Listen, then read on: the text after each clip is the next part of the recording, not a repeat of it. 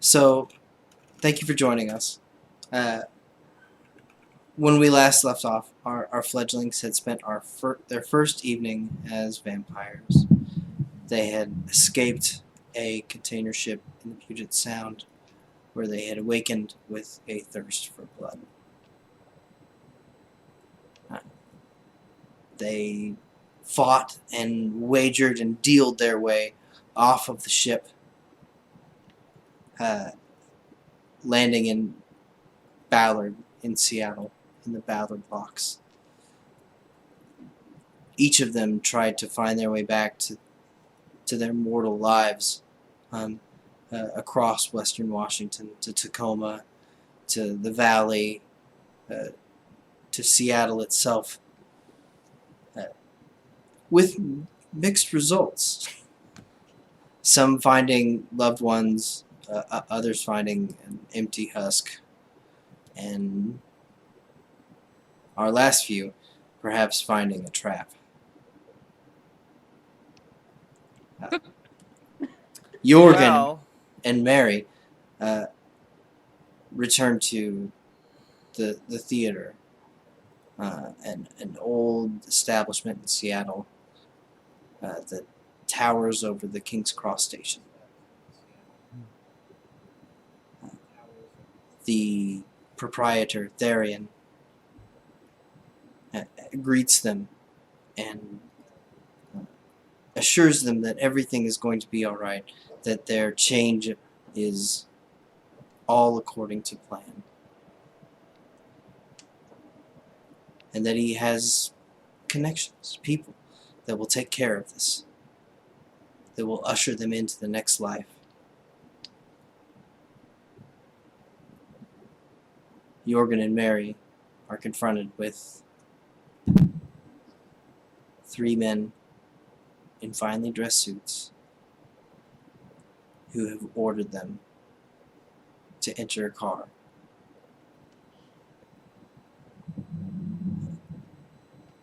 Jorgen meets their gaze and tries to summon the will to perhaps refuse their order to not take the next step. Jorgen, will you do what you're told? Will you obey? Will you stand up, walk out into the street, and get into the car? Jorgen wants to try to resist. Fantastic. So that would be an intelligence resolve roll as you meet this person's gaze. Right. Let's hope I can combat big old vampire man. Not the boss of me, big vampire man. 3 successes.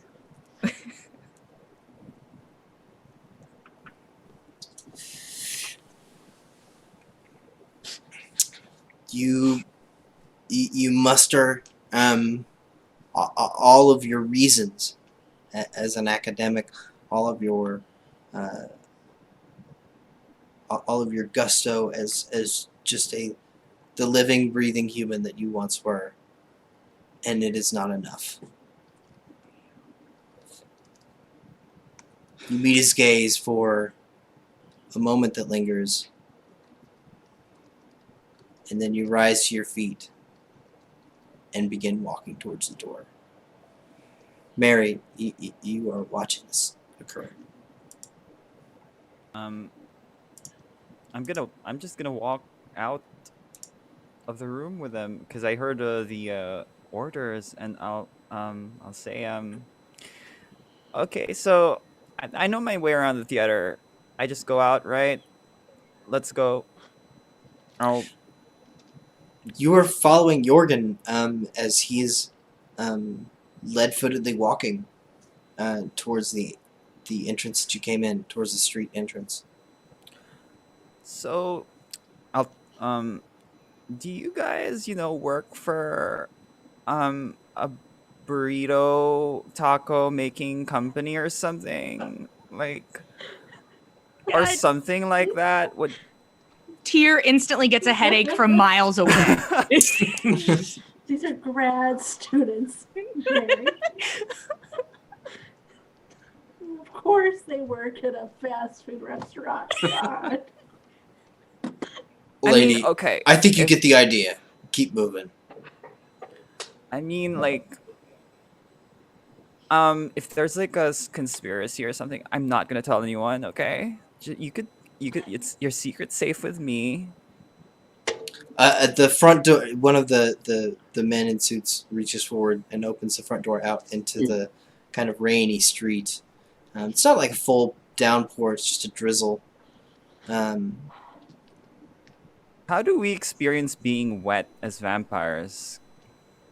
Do we feel like, yeah? How do we feel about that? Explain it to me, Mary.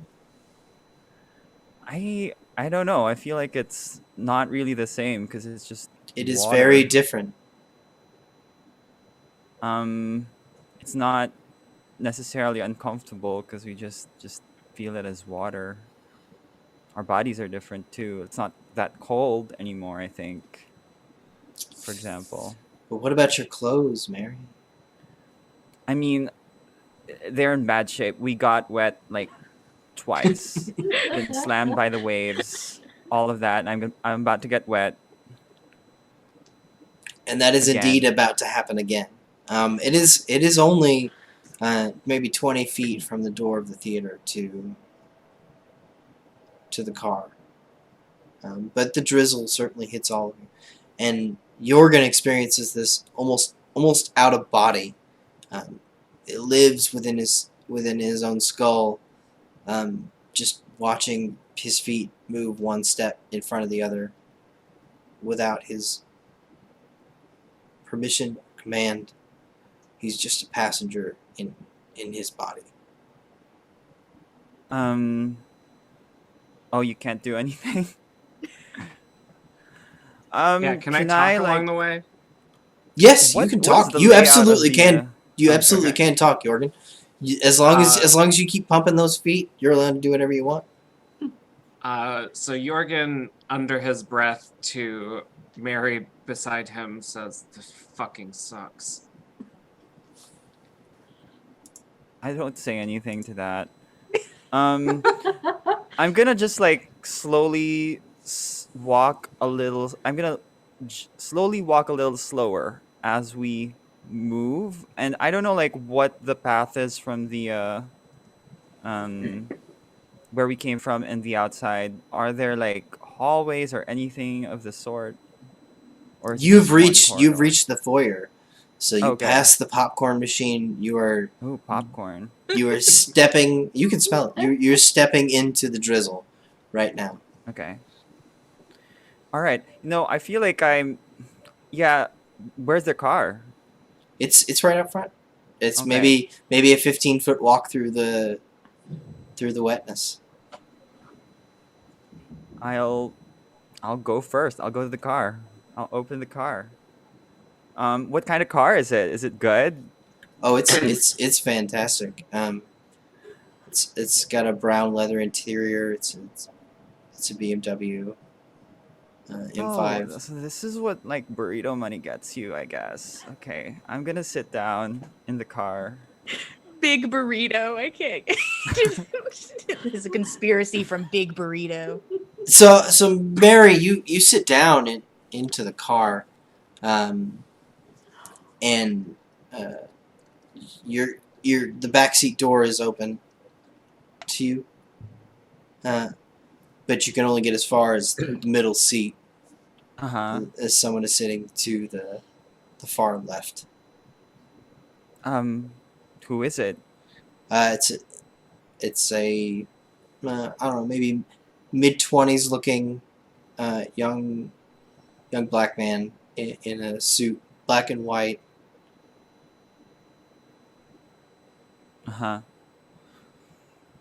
He watches you, eyes locked on you as you enter the vehicle.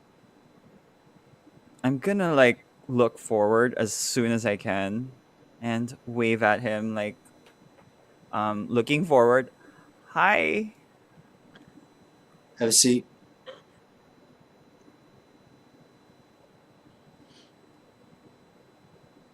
Yeah. I have a seat. I have a seat. He leans his head forward, looking past Mary to Jorgen to let his gaze kind of walk Jorgen into the vehicle, ensuring that happens. Does he need to give me more instructions, or am I still compelled to? You are still compelled. I think, yeah. You are. You can spend a will point to maybe do something else, but you don't know how long that would last. If you really knuckled down and tried, maybe you might end up getting in this car anyways. As my big transgressive act, I'm gonna put a hand in my pocket and just flip those guys off from inside my pocket because I'm too scared to do it in real life. You're gonna die a hero, man. So brave. He was the best of us. He truly was.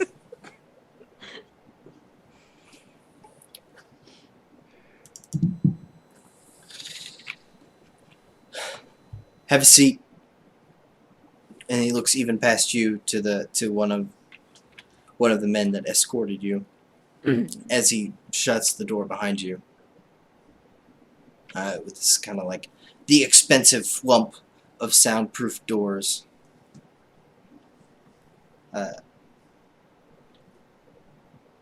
So, where are we going?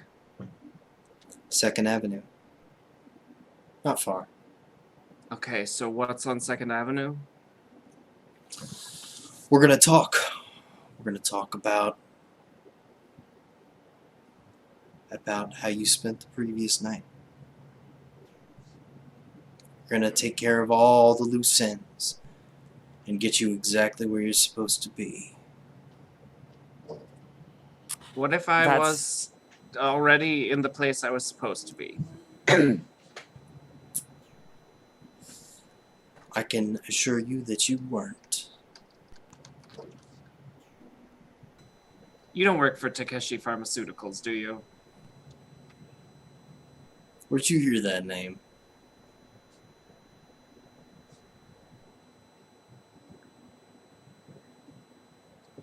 Just around. Fantastic. That'll come up later. So is that a no? That would be a no. Good. Love that for me. I love your suit. Thanks for saying so. It's very 80s. Some would say timeless. I mean, I don't know about that. Okay, let's not go that far. All right, so we should probably get going. He kind of inclines his head, and one of the goons gets into the driver's side seat, and the driver or the front passenger seat, and the vehicle rolls forward into the drizzle. So can we know the names of our captors? Sure. For what it's worth, my name's Mal. My gosh, I have to Mal? start the notes. The guy that brought you in here, his name is Tommy, and he's scrunched in next to you. You guys have fit four. It's like a luxury back seat, and you fit 4 people back here. And Tommy kind of looks down at you. He's like a clean-shaven, bald, white dude, massive, and he kind of looks down at you and nods. Jorgen. Cool. You dead?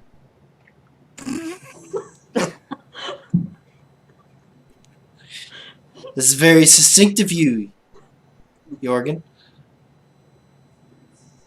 Yeah, I kind of figured things out last night. Yeah, Jorgen. You're dead. So's Mary. Yeah. I mean, I kind of heard that like vampires like congregated at night doing parties, blood drinking. I mean, so that's you guys, right? Like with money, of course. I suppose so. Without the parties. What? Hold on. Deal breaker. Jumps out of the car. I heard there were parties. Anyway, whatever. We could start having parties. Yeah, that's not where we're going tonight, Mary. Can we the- pay you to drop us off at a party? I don't think you have that kind of money.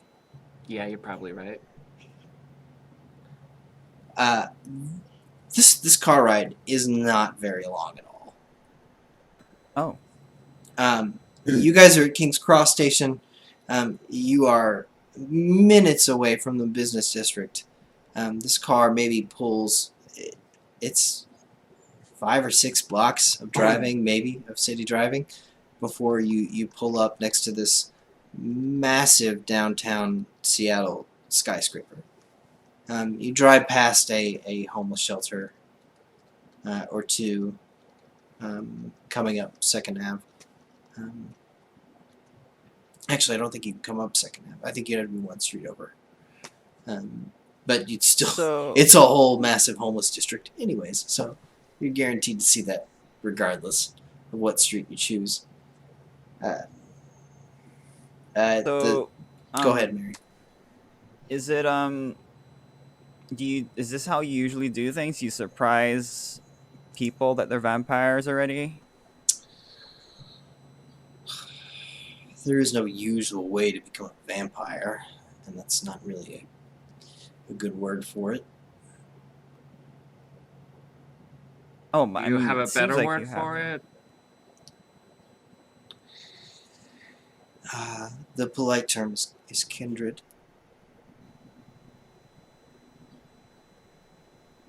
Keeps things from getting confused. Okay.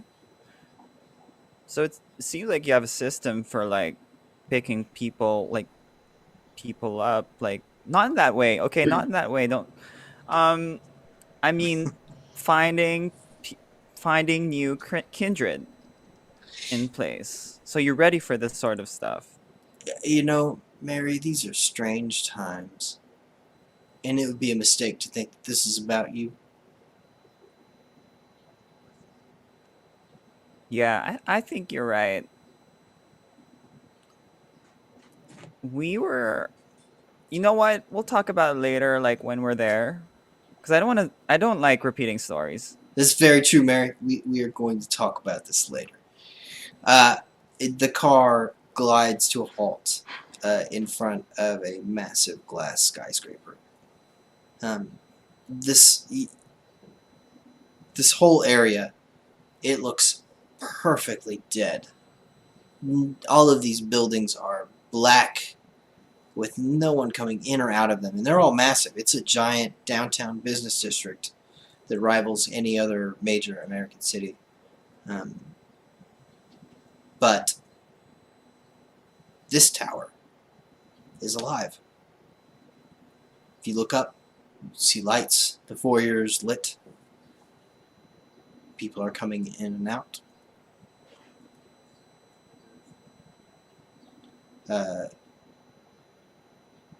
Mal opens the door, steps out, and holds it open for you, Mary. Yeah, I'll go in. Does he keep holding it open for Jorgen, or does he? Yeah, absolutely. Okay. Slams it shut.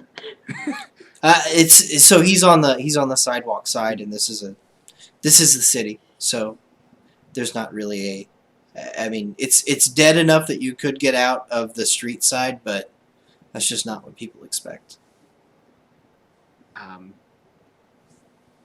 So I will, as I'm getting out, just kind of slap Tommy's thigh and say, "Thanks for the ride."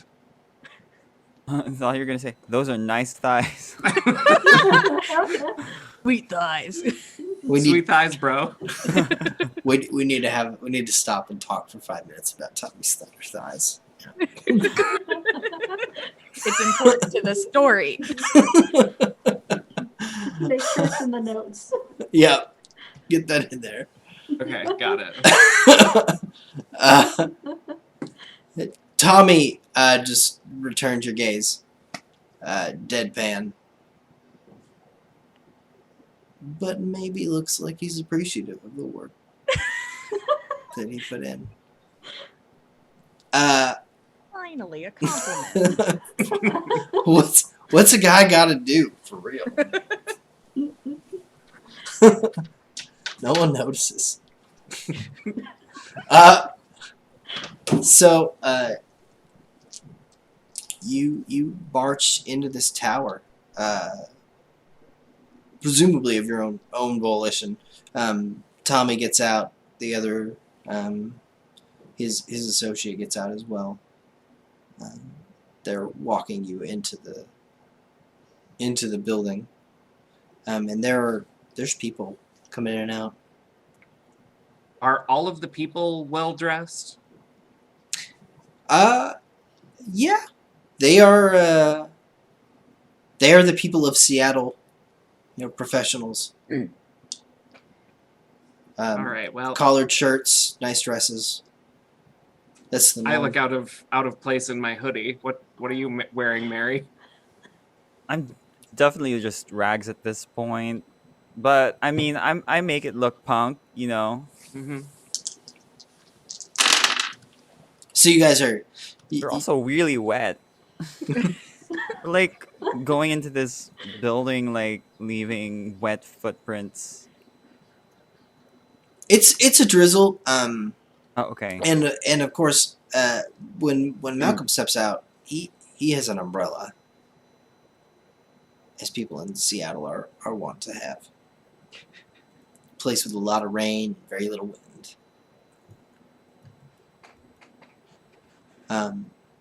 But yeah, you are a little bit wet from your walk in, and the drive didn't dry you off very much. Well, where are we going, Mal?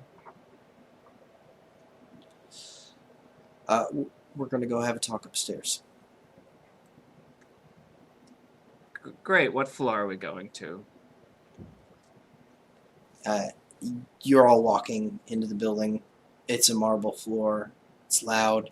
He kind of marches past security, swipes his badge, and walks you into the elevator and presses the number 54 in the elevator. Is that like halfway up? Is that as high as it goes?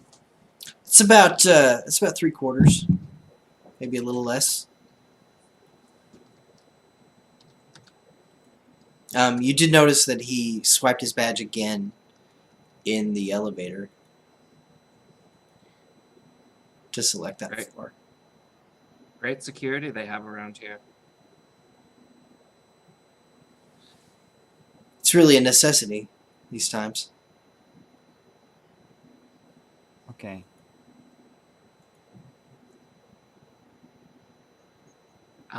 So as we're riding up, Jorgen probably just is like tapping a foot. Gets Oh, there's some stupid elevator music. It's awful. Oh, Is it just the three of us or four of us? No, there's Malcolm. There's Uh-huh. yourself, Jorgen, and Tommy and his associate. Tommy and his associate, and Tommy's thunder thighs. I'm gonna pay attention to where Mal put his card. Am I gonna do this? Oh my god. I mean, Um, yeah, you absolutely can. It's an RFID, so it's not like a position. You just put it up against the. Uh-huh. Yeah, and like where he put it on his person. Where did he put it? Oh yeah, okay, yeah, certainly. Um, So he's got an interior coat pocket in his suit. Cool. Oh, okay. It's that close. Never mind. You're always Nice. allowed to try, Mary. Elevator music. I mean, it's so retro. It's usually like super retro. It's some light jazz going up 54 floors of light jazz. Mm. Yeah. This is too confined a space for me to try what I'm thinking.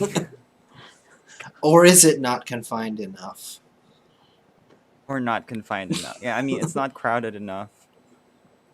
Do you need a beat, Mary, that you can rely upon? Because the jazz is not going to help you there.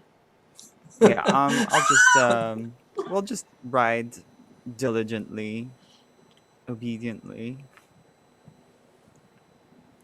Ding, and the doors part. And you gaze out onto what must have at one point been an office floor, right? It looks like the gray carpet. It looks like it was built to have cubicles almost grow up out of it, like trees. But there are none.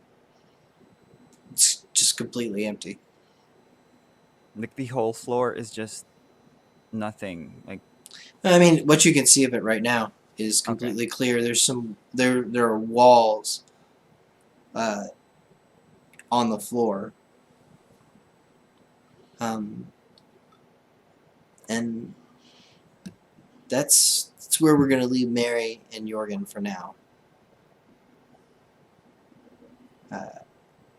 Iris. Oh, me. So we last left you in the ruin of your gallery. Oh, yeah. I destroyed that place. Well, it was destroyed for you.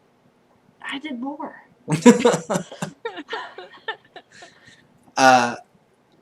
You crossed the crime tape boundary and investigated the place you last remembered being mortal and felt blood pumping through you.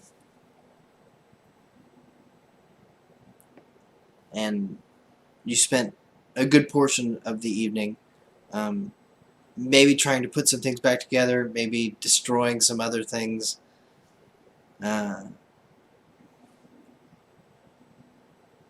And that lasted until around midnight or so, when you hear the crunch of glass near the front of the building,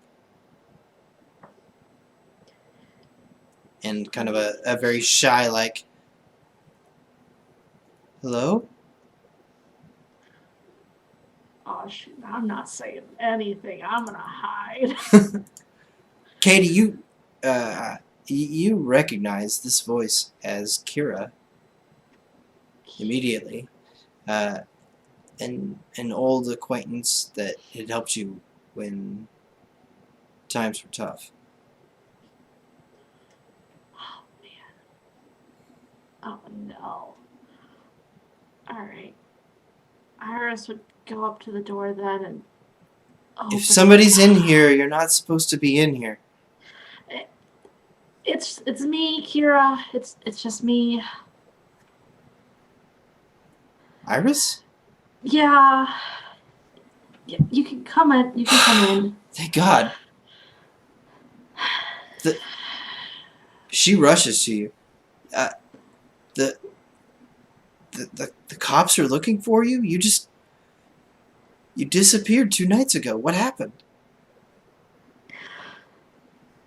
You know, that's a good question. I was out with a few other people, and the time just kind of disappeared on me. I came back here, gosh, a few hours ago and found this place all busted up. Came in to see what the damage was. I didn't know the cops were looking for me. I was going to try to call them after I finished here. get this tape down. You haven't called the cops yet? I just got here. Okay, all right.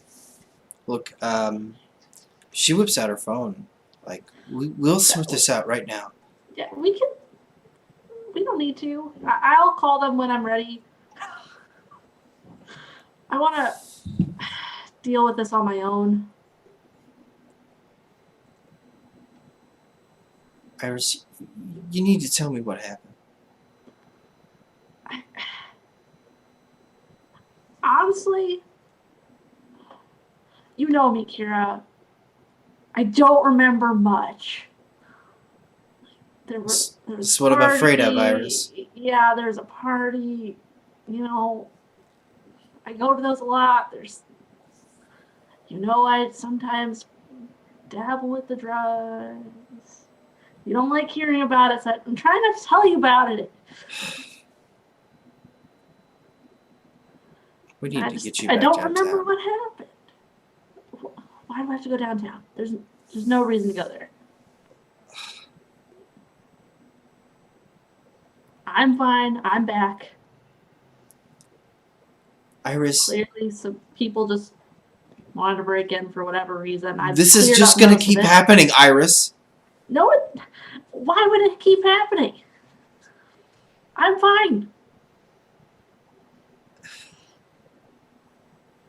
Look, I care about you.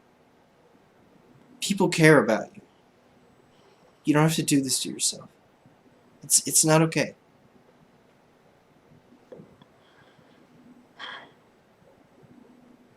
She goes up and gives her a hug. It's like, I promise I'm okay. Give me a charisma subterfuge roll. Okay. That's a whole 3. I'm afraid this one will net you no bonuses for your good looks. Yeah, I only got a 1 success too. Oh yeah. I did a good job lying, guys. She has no idea. I mean, it's not like your heart rate increased. True. Well done. Well done. Kept my cool. She hugs you back, and it's genuine.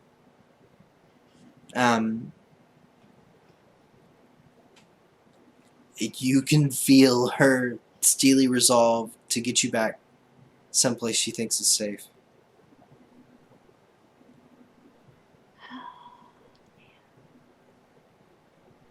Iris, you cannot stay here by yourself. Let's just go back to my office. We'll get some food. You can crash there. Look at these broken windows. You cannot stay here. I'm not gonna stay here. I was just dealing with some of the destroyed stuff, and then I was gonna go home. By yourself. Just for today, I wanted to go freshen up. I'm kind of feeling a little gross, you know. She looks you up and down like maybe, look at my yeah. dress. I never wear this dress like this. I can't go out in public. I can't go to your office looking like this. You know me. It's 11 o'clock at night. Like, there's not going to be anyone in her office. That doesn't matter. And she just looks at you like, I'm not going out.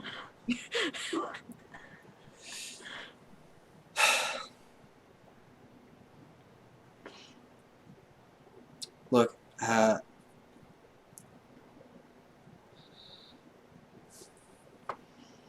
least let me close the police report. When this happened and you disappeared, we reported you as missing. You really didn't need to do that. If you want to take care of it, that's fine. But I have other plans for the night that don't involve being at the police station for the rest of the evening. Look, I don't know if that even works that way. Can I just go there and proclaim that you're safe and the police I don't know. stop looking for you? Like, do you It's think that's how that worth works? a try. Here,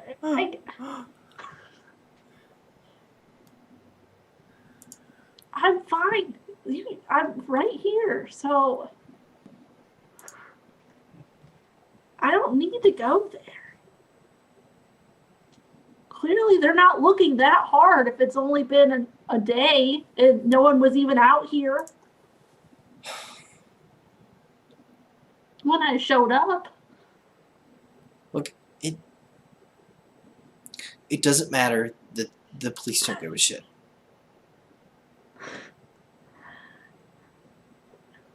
We give a shit. Martin gives a shit. And you can call him and let him know I'm okay. I have some friends that I told them I was going to meet up with them.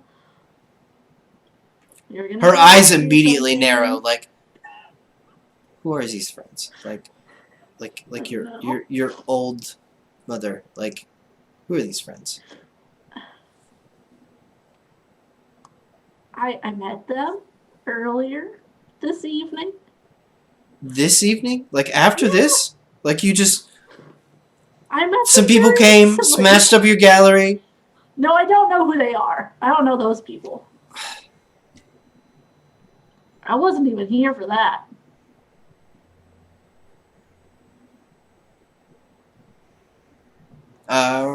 Roll subterfuge for me.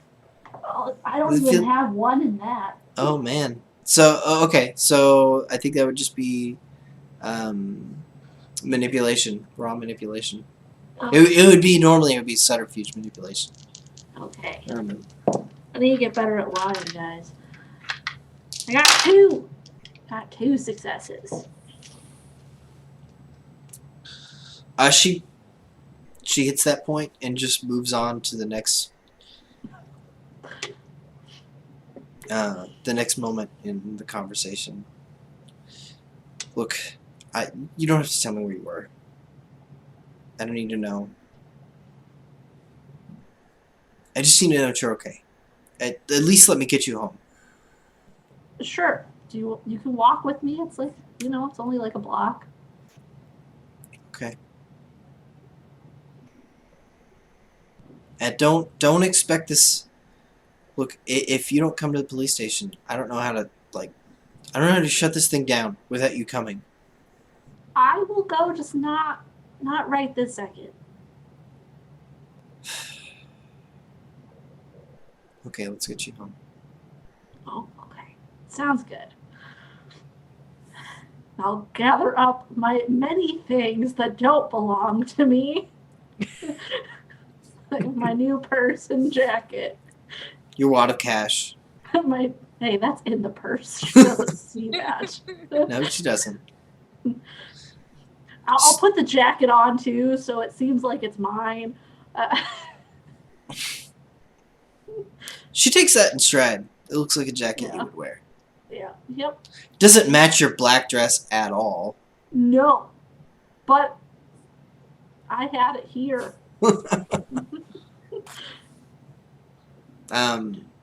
You guys set foot out into the Tacoma streets. Man, Tacoma is made of hills. It is made of giant hills swooping down into the ocean, and you are going up one.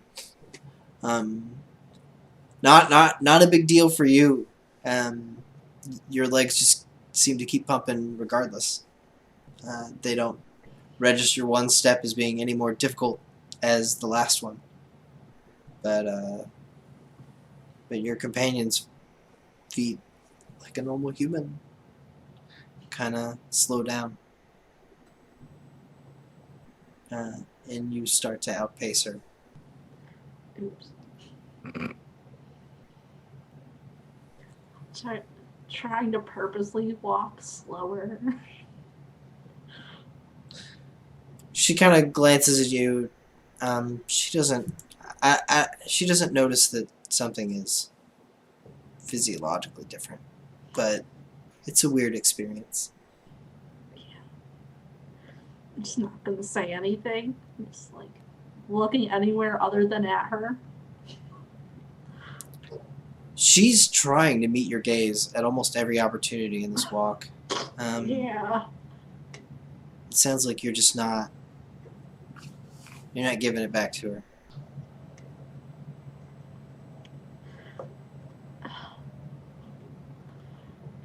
And once we get closer to the house, Iris is gonna start walking a little faster again to quickly make the point that I've made it home and I'm fine now. Kira like huffs and puffs, like to make it up behind you. She's not running, but she's like speed walking uphill. It's awful for her. By the time you make it to your front step of your house, you look behind you, and she's a few steps back, winded, breathing hard. Do you need to come in and get a glass of water or something?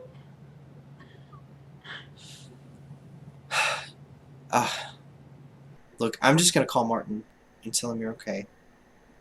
That sounds good. Yeah. You gonna be back at the studio tomorrow morning? No, not in the morning, no. I'm probably. She's I just don't like know. quizzical, like looking at you, dumbfounded, like her eyes. thinking- Her eyes are telling you, why the fuck not? Do you not care about your art anymore? Like, this is a serious alarm bell to her. No, that's not it at all. Like, you saw everything in there's destroyed. I'm thinking I'm gonna rebrand a little bit. Okay. Because I'm gonna have to spend hours and hours anyway rebuilding and making new things. So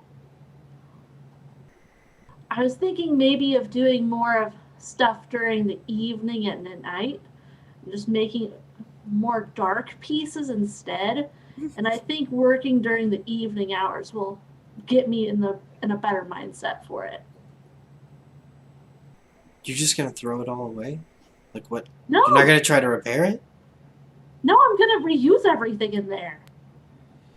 Obviously, I don't waste stuff. Okay. All right. I Right. just want it in a new format. You know? I was worried, Iris. I was worried. Okay. No, I mean, even the broken glass from the window, I can find a use for that. Okay. Martin's working a shift at the shelter tomorrow. I'll send him to come help you out in the evening tomorrow. Yeah, that would work. Okay. Write that down.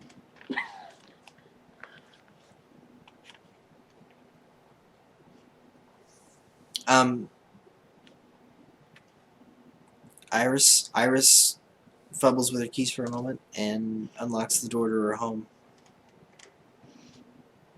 Are you sure you don't need anything to drink? I'm just gonna go in and, shower and get out of these gross clothes. Do you want me to stay with you, Iris? No, it's just you really I look can. like you're having trouble back there, and I was offering some water Okay. or something. But I am gonna be going out soon. I'm just gonna call. You're going back out. Yeah, I told you I was gonna meet up with my new friends. Iris, I don't know if that's a good idea.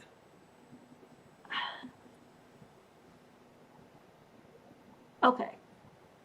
Maybe you should just Okay. take it easy tonight. You might be right.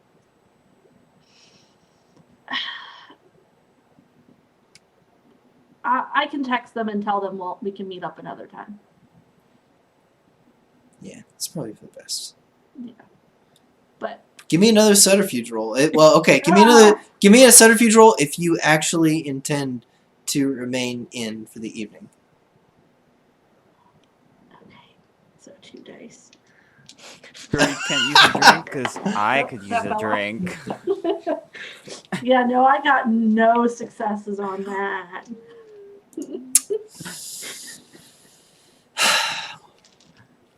She just looks at you and sighs. Look, I'm Martin's sorry. gonna come check on you tomorrow night. Okay? Yeah, that's fine. Like I said, I'll be working on. I'll try to tell the police. Look, like you better be there, cause I'm gonna tell the fucking police you're fine. I And- promise. And if you're not there, like I don't plan to know, be there. like that's they're gonna think I'm some sort of like weird kidnapper or something. I promise. I promise you, Kira. I promise. I will do my best to be there when he shows up. Okay. Take care of yourself. I will. I will. And I'm just gonna go inside and shut the door.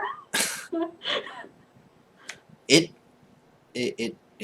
clicks closed behind you, Yeah. and you look into your darkened house. It's kind of a postmodern 70s relic of just when they were building houses here. A lot of clean lines, and a big open window in the back. That is the reason why you bought this. Is a view out into the ocean, into the dark and Puget Sound.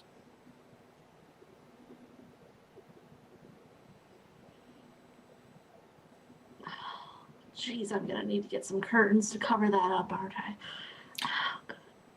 Yep, the evening sun is going to absolutely blast this room and this house.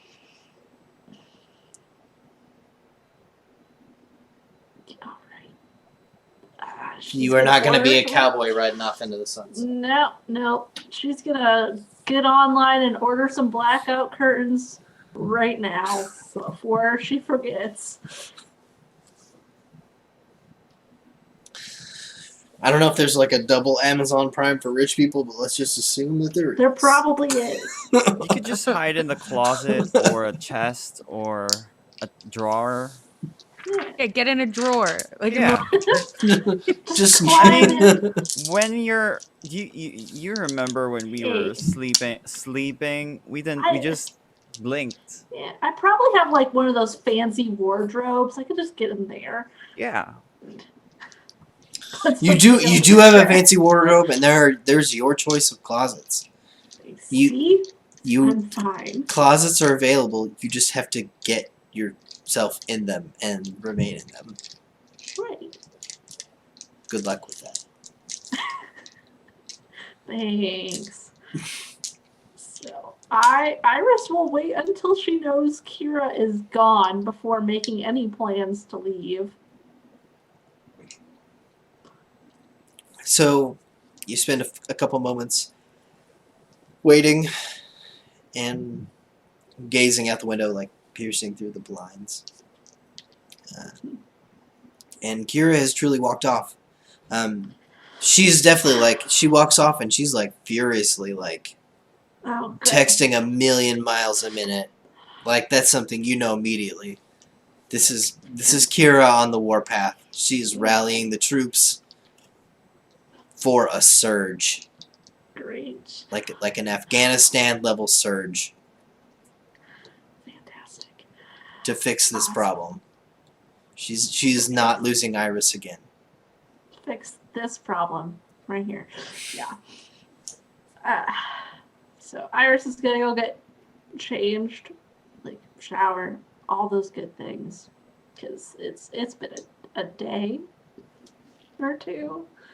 It's been an evening. Yeah. Yeah. She does not feel very comfortable.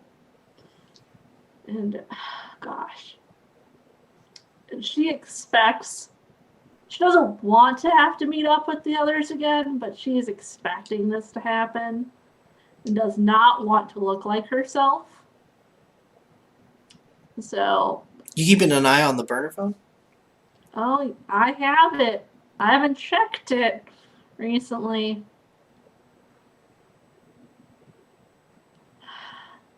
So she's gonna get ready, and I guess I'll check my new phone just in case one of my lovely friends have messaged me. Okay, it's And good she to know won't that you're keeping an eye on it.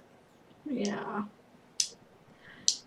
Now that I'm not in a rage at my gallery, I'm keeping an eye on it. But since she expects to meet up with these people again, she's going to make sure she doesn't look like herself. She's used to having to go out trying to disguise herself because, people know her. So she has purple wig and does her makeup differently than she normally would. Doesn't wear fancy dress and things. She just wears jeans, black shirt. Not her Probably- party attire, her work Yeah. attire. Yeah, just very different than what people would recognize her in. Okay. That's where we're gonna leave Iris for the evening. The camera focuses back onto the valley, and a broken tear, recuperating from her last meeting with really her only stable relationship, the manager of her. I hate to do that to you, but that's my interpretation of it. So incredibly true. This man is the equivalent of father figure. There's nothing else. She's reconciled with him. We've established that everything is okay. Tyr's gonna be fine. Mm-hmm. We're gonna meet up and think life is gonna continue as normal tomorrow evening. Mm-hmm. Everything's okay. We're not gonna call the cops. We're not gonna tell the truth Mm-hmm. about what happened. We're just gonna batten down the hatches and hope this all blows over. Tyr's gonna get up and punch a wall. After just laying there with her thoughts, figures out that was the worst idea. She needs to be proactive in some way. And it just gets up, first instinct, punch wall, pour wall, and then Go ahead and roll me one hunger dice. good. This anger's really, really good for me, guys. 6. Okay. You get up and all of the unfair things that happen to you, all of the decisions you've been forced to make well up inside you, positions you've never been forced to be in before. You've had to defend yourself. You've never had someone shoot at you. You've never been forced to make a decision about a person's life. You've never held a person's skull in your hands and made a decision before. And all of that unfairness just wells up inside you. You cannot accept that it's your fault. And it's not your fault. It's this fucking drywall's fault. Is this fucking drywall's fault? I perfectly picture Mitch's face on this drywall, and just as I snuffed the life from him, I am going to snuff the life of this wall. just where his face is in her mind. Your hand plunges through the drywall, making just an absolutely clean hole.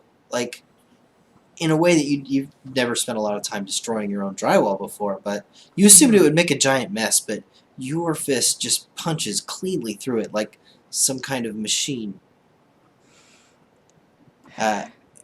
Narrowly missing a stud, by the way.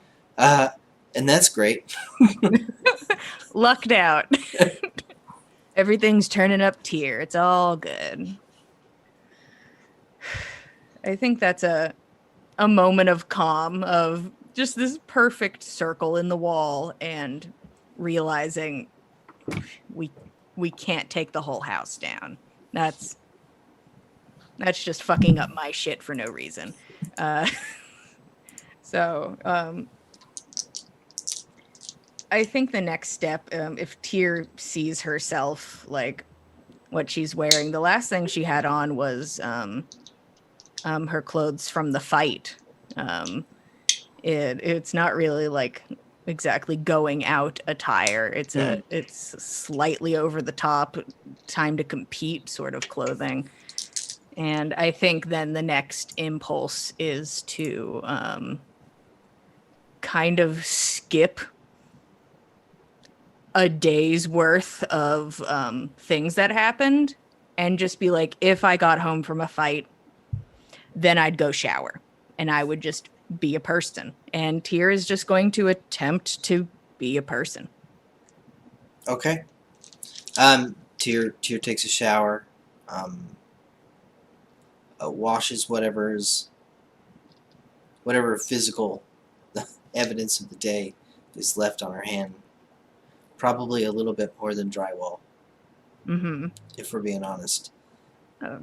I'm sure. She throws some clothes in the wash and selects heavy. Multiple washes, scented detergent. She throws a boatload of chemicals at her previous wear. You get dressed. You're not sleepy. It's probably approaching midnight.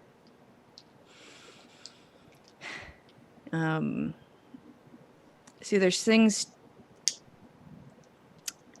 I don't know. I've never made these calls at night. The thing is, as a fucking person, Tyr has responsibilities, and the fact that her phone is missing and her cards are missing is people shit, and she'd like to deal with that. As boring as it is, she wants to just sit there and either go online on the phone or make phone calls to be like, cancel the card, please. The card is missing.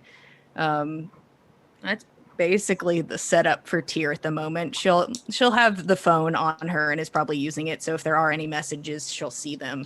She was tempted to message Iris because that just seems like the only person in the group that seems the most stable to her. But she gets too uncomfortable to initiate anything. Wow. Well, you both have text messages from last time. I'm certainly ignoring that message. I'm not replying to your "Did you have Chipotle?" message. I'm not doing it.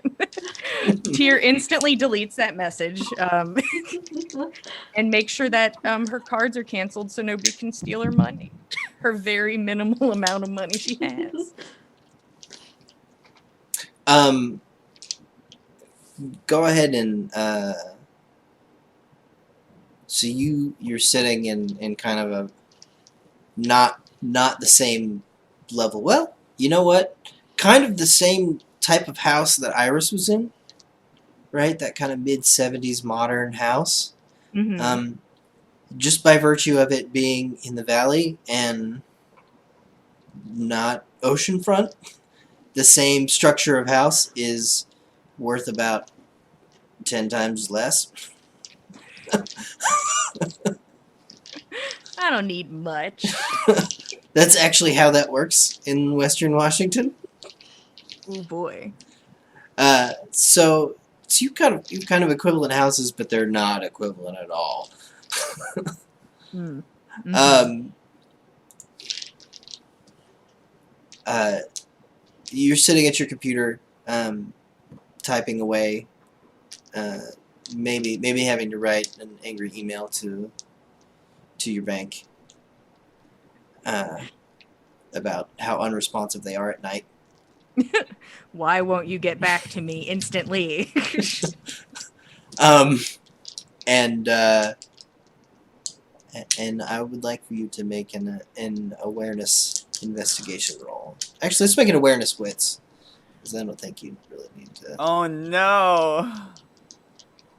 Oh no, guys. That's 3 whole dice. Let's get into it. 3's not that bad. 3 could be worse. Only 1 hunger dice. Let's go, boys. Ooh. 2 10s. Nice. 2 10s. Oh, so job. Wow. that's a critical success. Yay. Nice. So that's I'll a take it. critical success. So I think things are going to be a little bit different. So you hear off in the distance, and your neighborhood's quiet. It's a almost rural suburban neighborhood. Mm-hmm. There's just not people out midnight. And you hear the sound of a diesel engine. Like a massive truck. And it's, in your mind, just pounding. And it sounds like it just does not belong. It's not out front of your house yet, but it's just, it seems to be circling in the neighborhood.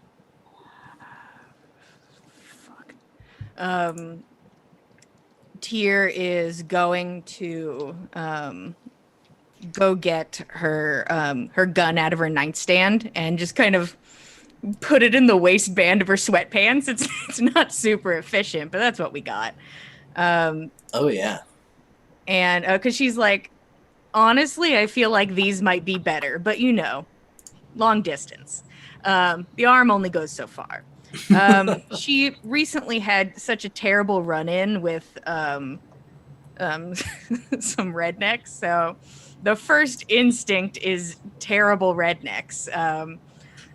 So she is definitely going around, making sure like windows are locked, door is locked, and she is going to sort of set up in a corner where she is like not visible. Like she can see the door open, but if somebody walked in, they wouldn't see her immediately.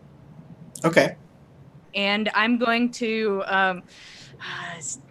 gosh, is Tyr smart enough for any of this? Tyr is going to, on her phone, message Iris. Good. So not the group text, Iris. No, only Iris, because truly does not want to talk to Mary even a little bit right now. No more Chipotle, no more bubbles. No more. She is going. You need help, not a phone party. Yeah. No bubble parties here. I am going to text Iris. Strange truck outside of house. Worried. Message you in 30 if everything's okay. Is basically the setup. And that's the whole message, and Tyr's just gonna sit and wait and hope that it's just some rowdy kids out and about being rowdy, but just the hair on the back of her neck is standing up. And she's just gonna wait. Iris, you got a text response to that? Oh man. I'll put okay, but I'm also about to go get my car and start driving in that direction. I'm already in my disguise, so. Okay. So you don't actually know where Tyr. But I know where we lives. dropped her off. Yeah. So you know Black Diamond. Like you know the town. You know the exit on the highway, but you don't know the location. Yeah. So You're absolutely correct. You can drive. You can start driving in the to correct that direction. area, and then To like the just area. kind of parallel park on a road and see if I see any sketchy cars. Yeah, you can go. You can get off of Highway 18 at the Black Diamond exit. Mhm. Absolutely, Oh. and drive around. That's my plan. Okay. So that's what you hear back to you. Okay. Just okay. Tyr acknowledges it with like a head nod, like perfect. Like, I didn't need any more. That's all I needed. Okay.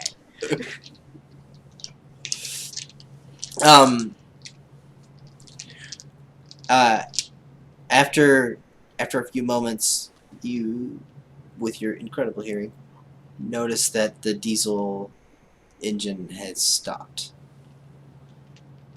It's still on, still running. Sounds like it's kind of behind your house, in the neighborhood, like on the opposite side of the block. And it's been there for about, I don't know, a minute or two.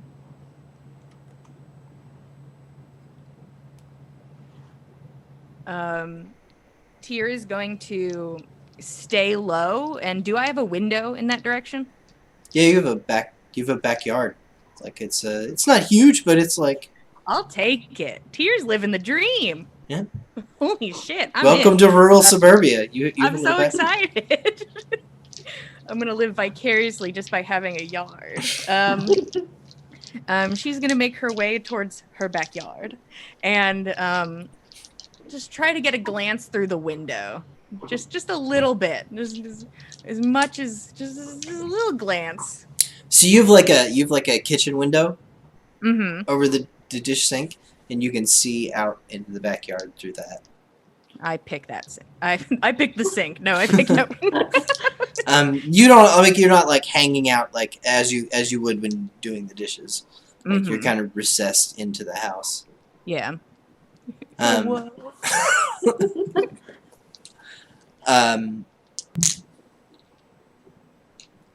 after a moment or two. So what kind of fence do you have? They're a homeowners association. Do I have to have good fence? You are in Freedom Land. There are no homeowners associations in the valley, except in places full of people that you hate and decided not to live next to. Tyr's got the right idea. She would probably have gone chain link. I don't feel like she's a person who had a lot to hide. Yeah. So it's not like she was gonna like suntan naked outside or something, or had Yeah. like So you can see into your neighbor's yard, right? Mm-hmm. Over the chain link fence. And your neighbor has a dog that just kind of chills out back there. He's all right. It's kind of like a lab mutt living his best life. Somebody should be living their best life because it's not Tyr currently. So envious for a moment. It's fall in Washington State, so it's not really that cold out. It's a very northerly place, but it doesn't get that cold in Western Washington. So there's a dog sleeping out there, and you see him go from completely asleep to 100% alert and absolutely barking his brain off. His tiny dog brain is coming loose from his dog spinal column. Just losing it. It. Barking Nice. towards the front of the house, like if something was like coming from the backside of your neighborhood, the backside of your house. He's just losing it. Can I see anything? Seems like that's a roll.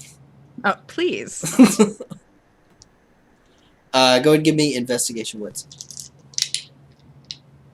3 again, boys. Here we go.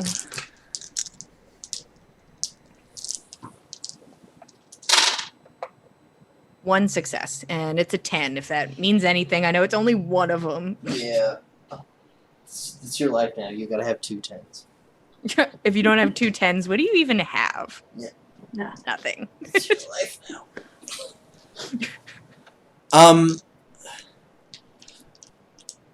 So, you don't see anything in particular, but you do notice the dog's behavior. He goes from like very proudly, like barking directly at the front of his house, kind of towards the side, as if something's walking down that way. But as the seconds tick by, he slinks backwards, further and further, and his loud barks go from triumphant to a whimper. Shit. If I have time, there's just this horrible sense of danger. Tyr is going to go back to the message with Iris, write her address out, and say, "Don't reply, problem." And then I'm going to delete the whole text thread. And then I'm going to go back to my setup back in the corner, and I'm going to wait. Turn There's the like light off and there's wait. like a sliding door that goes out to your backyard. So I'm assuming you're watching that. Yeah, somewhere where I have the upper hand if somebody comes through there, at least, even if it's just a couple seconds.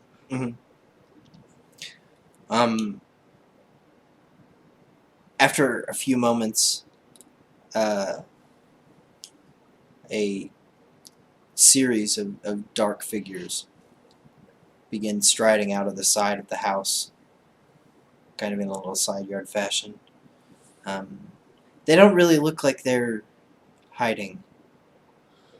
And they're kind of ignoring the dog, which is kind of bark whimpering at them, but they're alright. There's even a dog, a dog-like figure at their side. I should get a dog. Tyr is going to just slowly pull the gun out, keeping her position and holding. How many of them are there? 4. 4 and a dog. Yeah, 4 plus dog. God, I starting to feel like cornered animal instantly. 4 plus dog.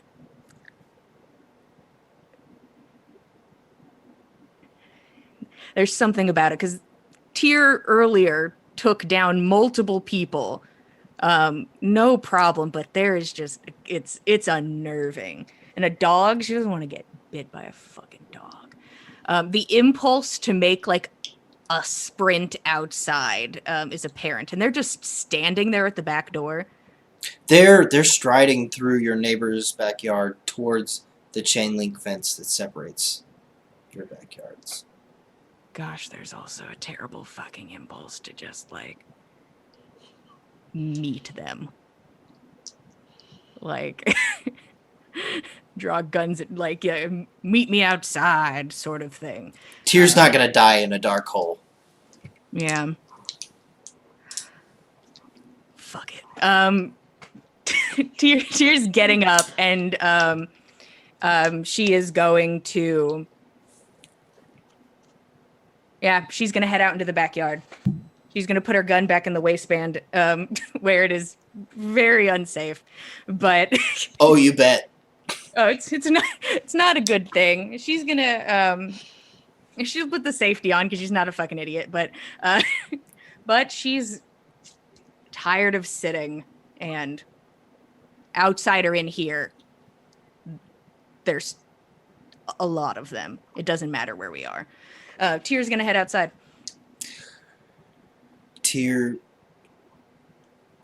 stands up from her crouched position where she was holding her weapon, stuffs her weapon into her pants, putting the safety on, and walks towards the sliding door. And that's where we're going to take our break. Good. We'll see you all in 10 minutes. Get yourself a snack. Pet your dog. No dogs were harmed in the making of this episode until I beat up this dog, maybe. I don't know. I make no promises. See you all in a moment. We last left off with Tyr. She had found her way back to safety, back to her house in the valley, east of Tacoma and Seattle. She has heard a strange noise for her neighborhood. A loud diesel engine has broken the silence of suburbia. It has drawn her attention to her backyard, where 4 figures and what appears to be their canine companion are making their way confidently towards her backyard and ultimately Tyr's house. She's gathered her courage and stepped towards the sliding door leading towards her backyard. Yeah, if they don't immediately just like open fucking fire, Tyr's going to open the sliding door and step into the backyard. The 4 figures kind of hit the boundary line, the chain link fence, and stop.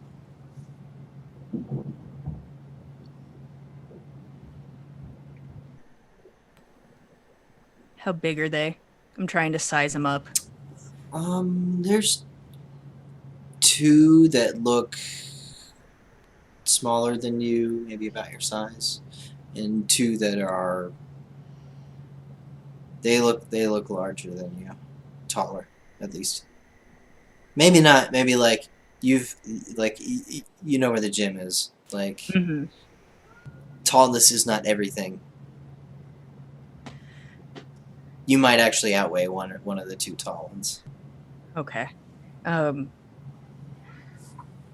If they are not making moves and are just going to stand there confidently, that's all Tyr can do at the moment. And is going to stand her ground. A familiar voice calls out. It's female, but her face is darkened. You gonna invite us in? And you immediately recognize. Is this Jessica fucking Sawicki? The only name I know. I'm just throwing names out. Is it fucking You Jessica? have never heard Jessica Sawicki's voice except for in your memory. Damn it. You recognize this as the singer's voice from Ballard. Gosh, Tyr was ready to throw down instantly, and now is slightly less ready to throw down. Definitely caught off guard, though. The fuck do you want?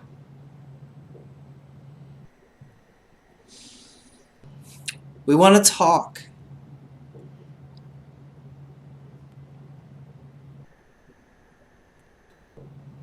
Can we come in? Is there like a gate? And she starts like fumbling. There is no gate. She's like just. No, I think we can talk out here.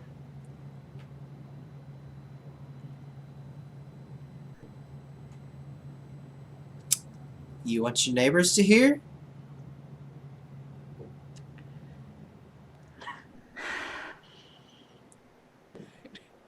Tyr hates everything that's happening and has happened and doesn't remember anything good ever anymore.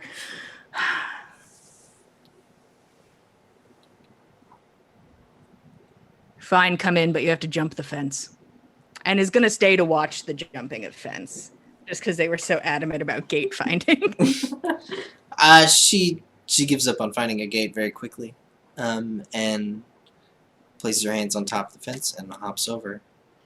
Okay. A quick look back down at her dog. It's a pretty big specimen, not like Great Dane size, but Mm-hmm. you know, a properly big dog. It easily clears the fence,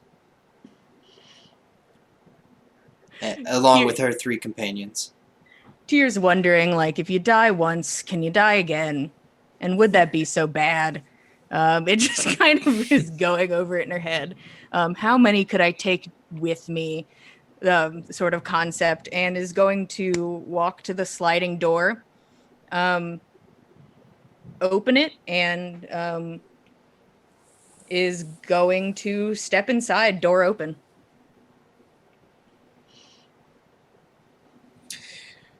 They stride across your cut grass onto the concrete patio. Their well-behaved dog in tow. Has your night been, Tyr? How'd you find me?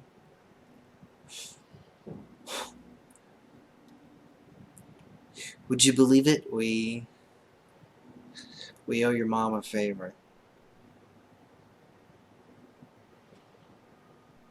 The fuck does that mean?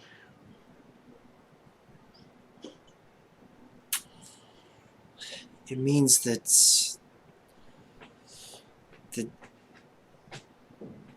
somebody made you, loves you, cares about you, and is here to make everything all right.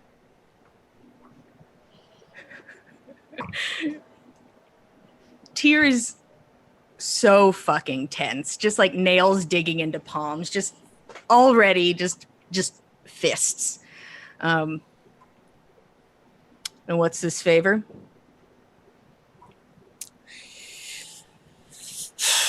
We gotta go clean up.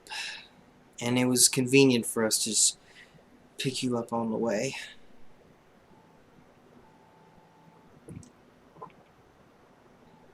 I'm gonna keep asking fucking stupid questions. What do you mean by clean up? So a couple of your friends, they made the same stupid mistake you did and went right back home. And they may find themselves right back inside a container very shortly if we don't get a move on.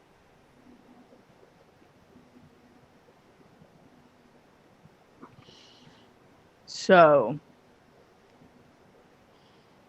the woman who made me asked you to come clean up and pick me up along the way to go gather up the team. Well, I don't know that I'd call you all a team. Kind of more of a disparate mess at this point, but I cannot refute.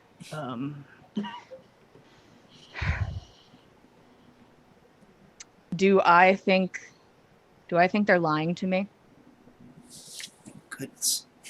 You're gonna fail it, and then you you're just gonna think love rolling dice, don't you? Listen, I this is not the game. don't, but but I must. So that's gonna be a wits awareness. No, please. Okay. No, please. Okay. 2 successes, no crit. Nice.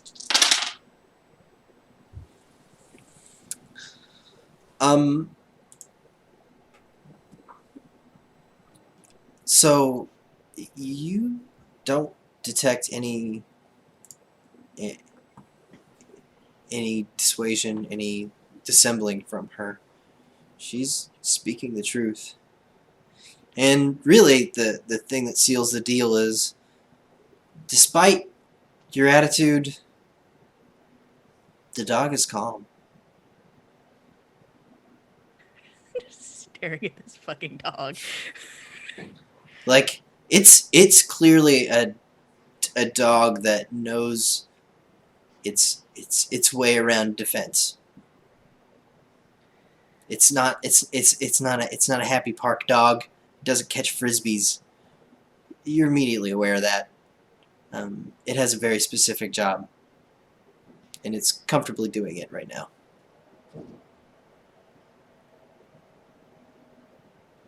Tell me said mom's name.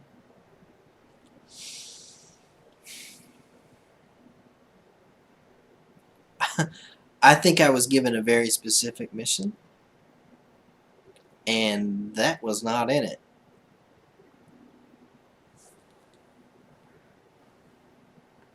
One more question. What happens after we're round up?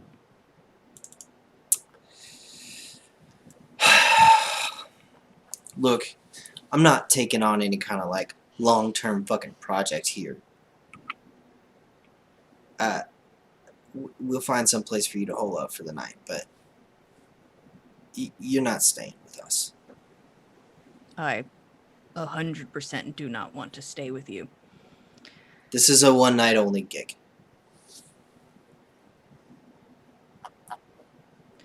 Fuck, all right. Lead the way.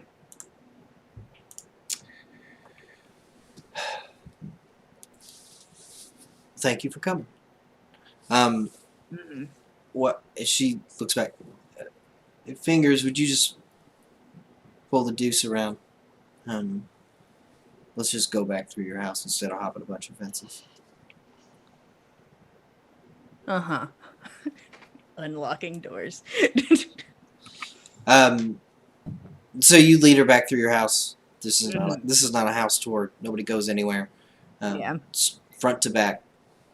You guys are right out in the street in front of your house, and a semi truck pulls up.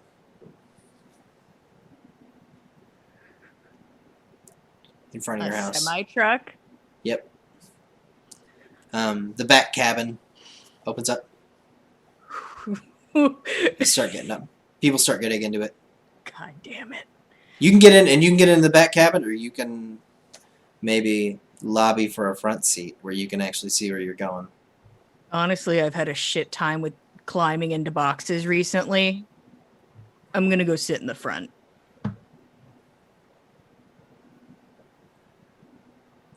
Fingers, you want a company? Fingers just looks at her deadpan from like the 10 and 2 like giant steering wheel that's on a semi truck trailer, and doesn't even respond. He's so tired of this bitch. That sounds like a yes to me. So we were going to... Never mind, I don't have any fucking more questions. I'm tired of fucking talking. Where are we going to pick up Iris as well? Sounds like to me Iris is the lowest priority. We gotta go pick up Jorgen. And she checks her phone. Artenusa? Yeah, Artenusa. Who the fuck's that? I don't know. I just got a picture. Well, fuck. Fuck do I know. So technically, Iris is on the way. We're gonna go swing by afterwards, but this is we're gonna go piss off some dudes in suits. Yeah, I'm up for that. That sounds fine. I'm gonna climb into the front seat, passenger side. The diesel roars to life, and you guys are headed downtown. Do you want to maybe text Iris about the problem? Maybe. Hey, yeah, I would restart a text thread. Stupid bad musicians picked me up. Good. It seems Jorgen and Mary, whose name might be spells Artenusa so badly, in shitty situation. I'm in a truck. I'll keep you posted on where we're going. You're welcome to fucking follow.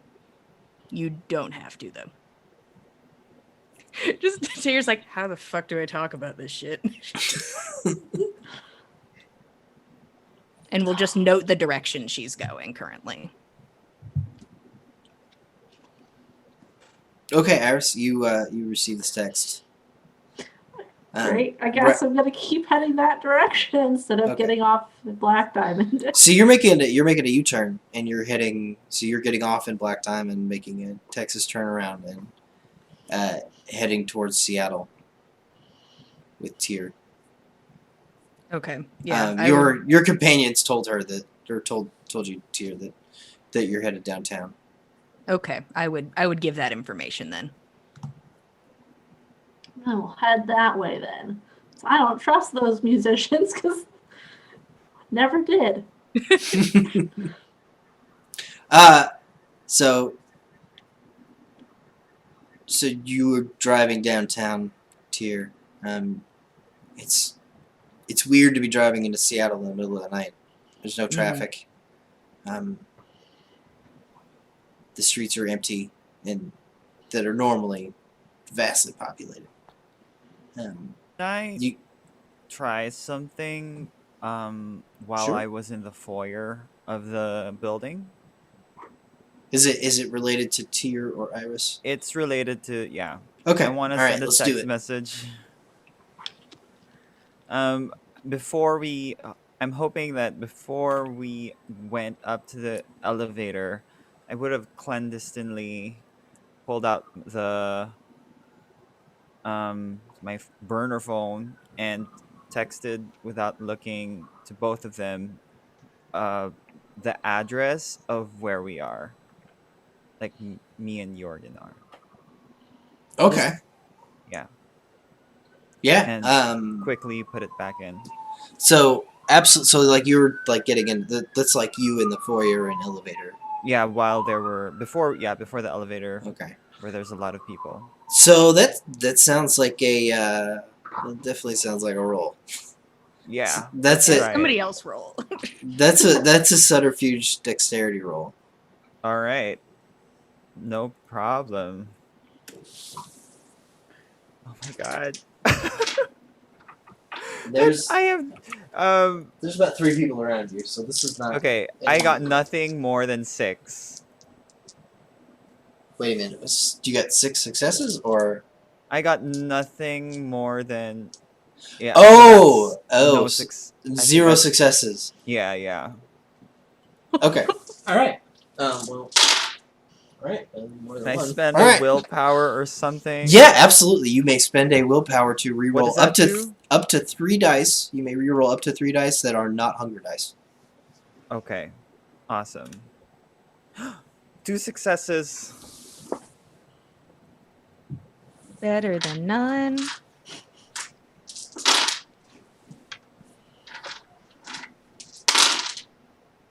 I'm also like nearly maxed out on willpower. Okay. All right. Fun fact in this game: the tie goes to the attacker, which in this case would be you, which is a very important rule in this moment.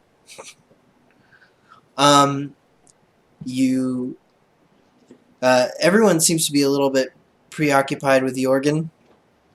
Maybe just based on the amount of coercion that was placed on him to begin with, they seem to think that he's going to do something stupid.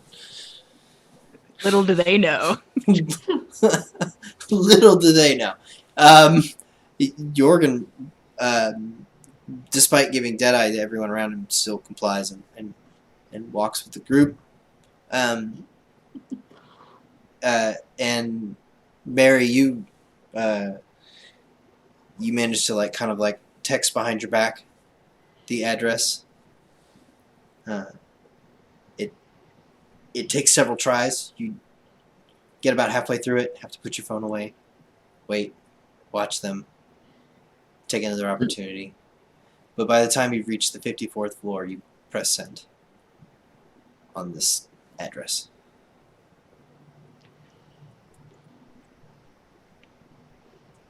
Do you include the floor? Oh yeah. Okay. If I'm still able to text I would include the floor if I saw him push it. Okay. So let's go back to Tyr and Iris real quick, and wrap that up. So this giant diesel truck rolling around Seattle is about as conspicuous as it could possibly fucking get. Mm-hmm. These things just don't. I'm not even sure that they're legal on the city streets of Seattle. I'm trying to think back to times when I've seen like a big old diesel in there, and it's rare. There are like delivery trucks, but not these like long haul monsters, which is exactly what you're riding in right now. It pulls into the business district, and there's a parking garage that it rolls into, and it rolls in, but it makes a god awful screeching sound as it like murders its way into this parking garage because it's too damn tall.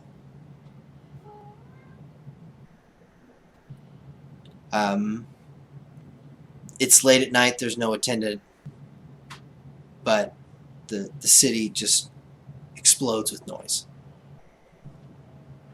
You look over at Fingers. He looks at you. The dog sleeps next to you quietly.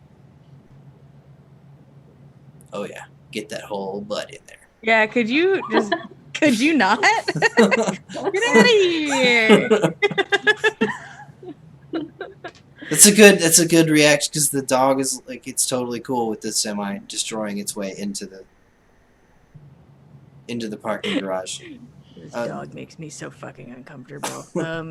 Do I have this text message at this point?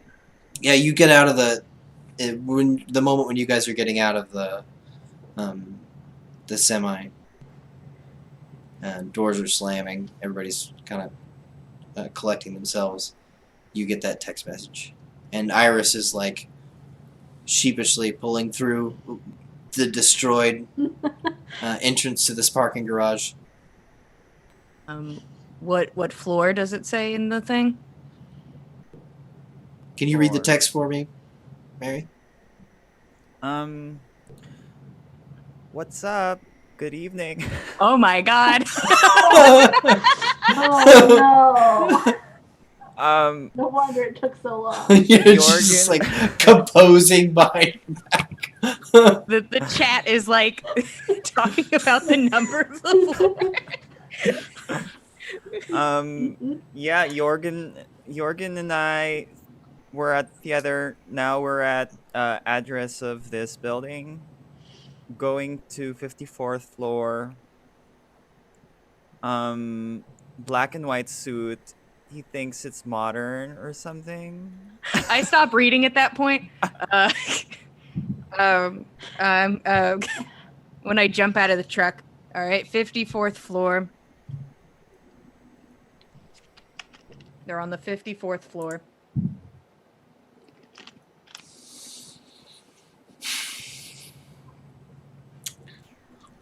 Meredith looks at you and just kind of nods. We can't go in the front. We're gonna have to, I don't know. We're gonna have to go around to the service entrance or something. I don't. We can't be on those cameras in there. And she looks into the lobby and it's like well lit. There's obviously security cameras. Yeah. Do you know of a fucking side entrance? There always is one. If we go around to where the garbage comes out, there's always one. All right. I'm just thinking, God, the things I'm fucking doing for these people, and I don't even know their real fucking names, and just So, Oh, Tyr is like harumphing around the side of this building. Mm-hmm. Iris, are you in tow?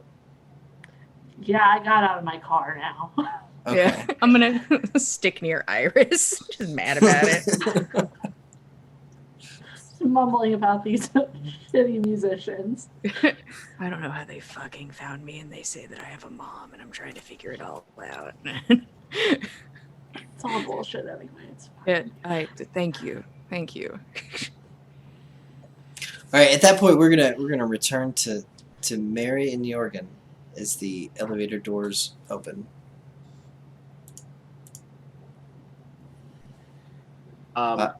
Jorgen looks around to this gray carpeting. Does he see any like blood stains? No. Am I gonna die here? But roll. That's a really good question. Roll. Are you using any special ability here? And how are you using it? Because that's important. I just using my heightened senses. So when you use heightened senses, you gotta pick one in particular. I will pick. I'll pick smell. Okay. Oh. Take a good sniff. See if I recognize anything. All right. Roll me a crap ton of dice. Right. Your Uh, Auspex plus wits plus awareness. It's only 6. Okay. Only. But only 2 successes.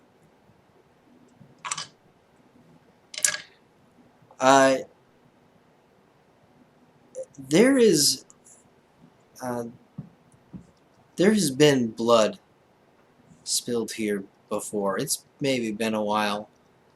I can't tell where it's been, where specifically it is, but this floor is no stranger to having some sort of vitae spilt on it. I think he'll probably just keep it to himself, but ratchet up the nervousness factor a little bit.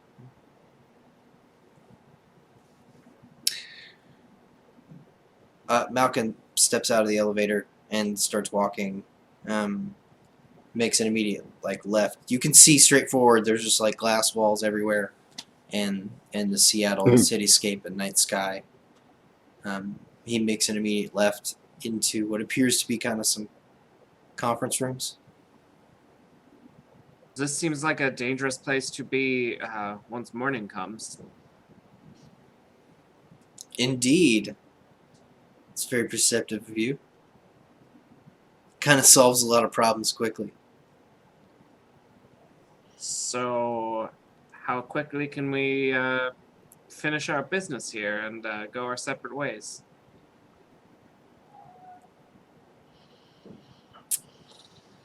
Look,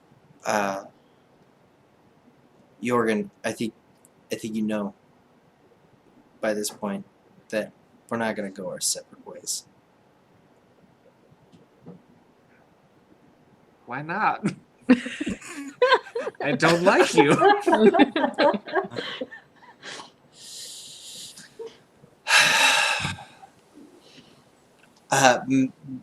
He looks behind you at Tommy.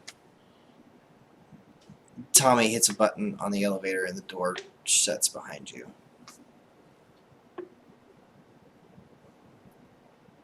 So where are the fire exits, boys? It's only safe to know these things, just in case.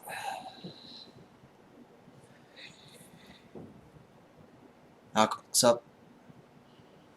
Just follow the exit signs. Yes, perfect, great. Should I do that right now, or? Only if you want to get tackled by Tommy. No, that doesn't sound very fun. It's not. Tommy likes it. So is someone else coming up here? Are we gonna meet with someone else? Look, Mary, come along. We're gonna sit down in this nice conference room. I promise. I'll explain. I'll answer all of your questions. Why the fuck not? Okay, well, let's sit down. Oh, hold on. Like, your suit has got some dust on it. I need to like fix it. Oh my I'm gonna god. go to him.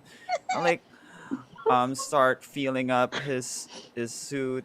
Yeah, this has already been a roll. this is this has already been a roll.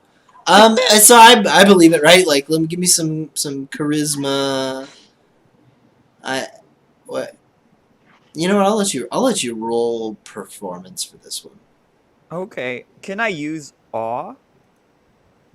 You can. Well, I wouldn't know if they know. Yeah, that's a good They know point. what I'd You like to you do. that's the answer. That's my answer to your question. You can.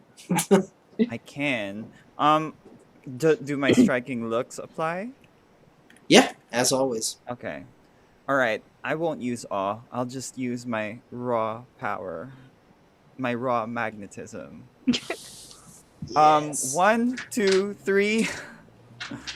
Okay, 1, 2, 3, 4, 5 successes, 2 of which are crits. Okay. Nice. The last 2 are hunger dice. So, oh, Are there's they- 3. Sorry, this is 3 tens. This is 3 tens, 2 successes. Only one of the crits is a hunger die.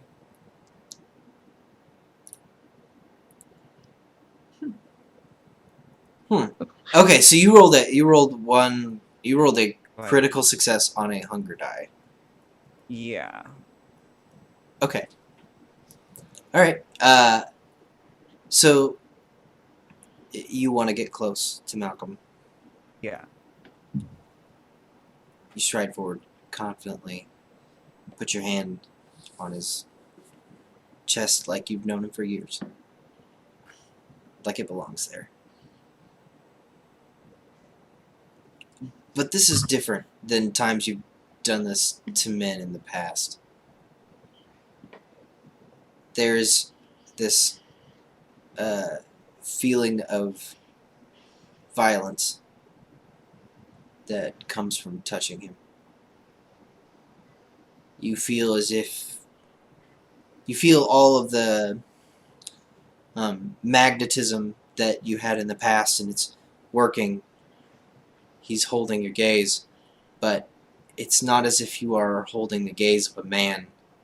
It's as if you are holding the gaze of a beast that could at any moment snap at your throat.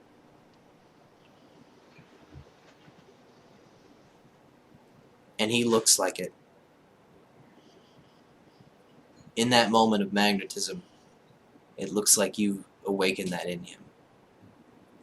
He's thinking about what you taste like.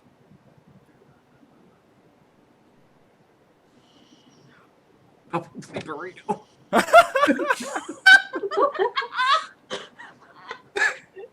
Go on, Mary. What happens next? Wow, I'll keep brushing off his his outfit. You're really tense, and like start kneading his shoulders. And I'd like to sleight of hand the card out of his pocket You'd like while to I'm doing that. I'd sleight like of hand to what? His pocket? pickpocket his security card. Ah, Mary okay. saw it. All right, cool. Yeah. So that's good old my God. larceny sleight of hand. I think you get an extra bonus die for that. Alright. Plus dexterity against his wits awareness. This is gonna be a little bit difficult, Yeah, I mean, okay, let's just try this. but you did yourself a favor by Oh getting his attention gosh. first. Just and 2 doing well there. successes, but 110.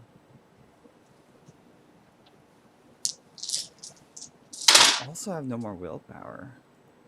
Oh, that's bad because I was gonna offer you to do that.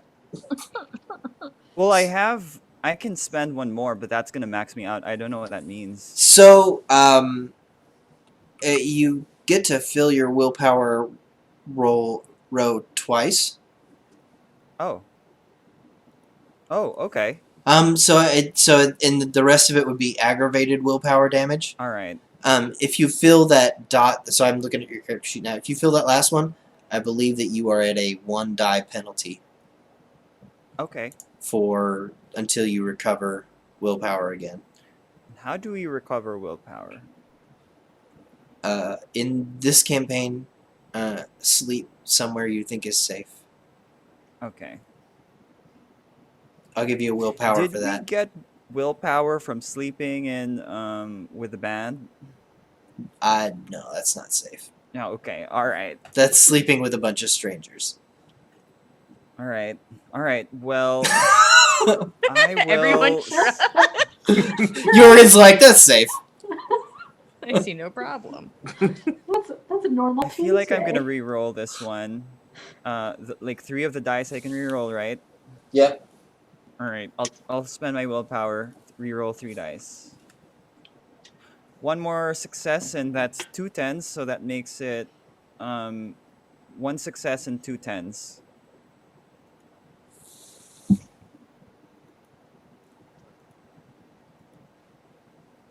This seems very important.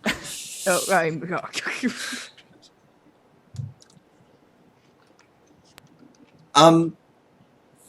I'm gonna say this. You're clever, Mary. You know that this mission is a little bit of a long shot and a loser to begin with. So,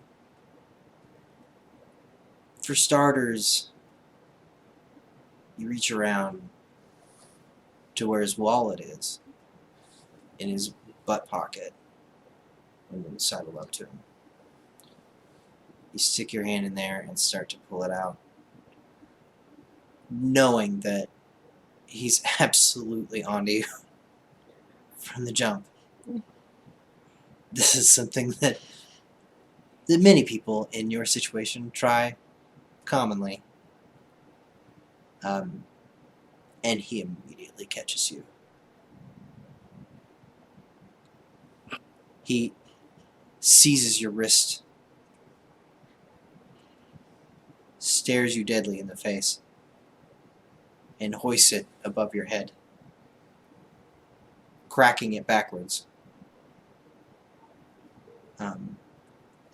Maybe breaking it, maybe not. We can make an opposed roll right now. Okay. What do I roll for this? Strength brawl. Oh my gosh. That's just 1 die. I bet he only rolls 1 die as well. I failed. Probably. Oh yeah. I am sure this man will get no successes. Which is why. He hoists your hand up and cracks your wrist back. It snaps a little bit.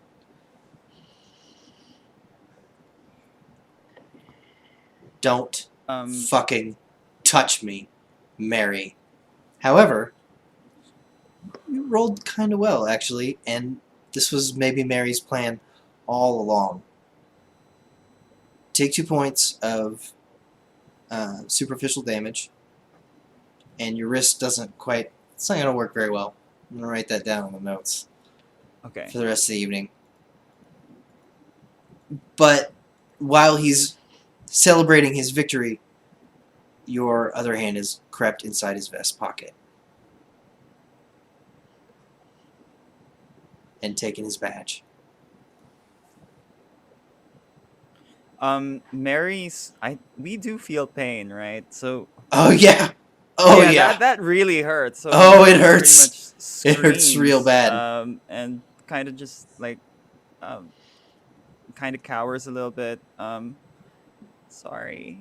I mean, can't blame me for trying.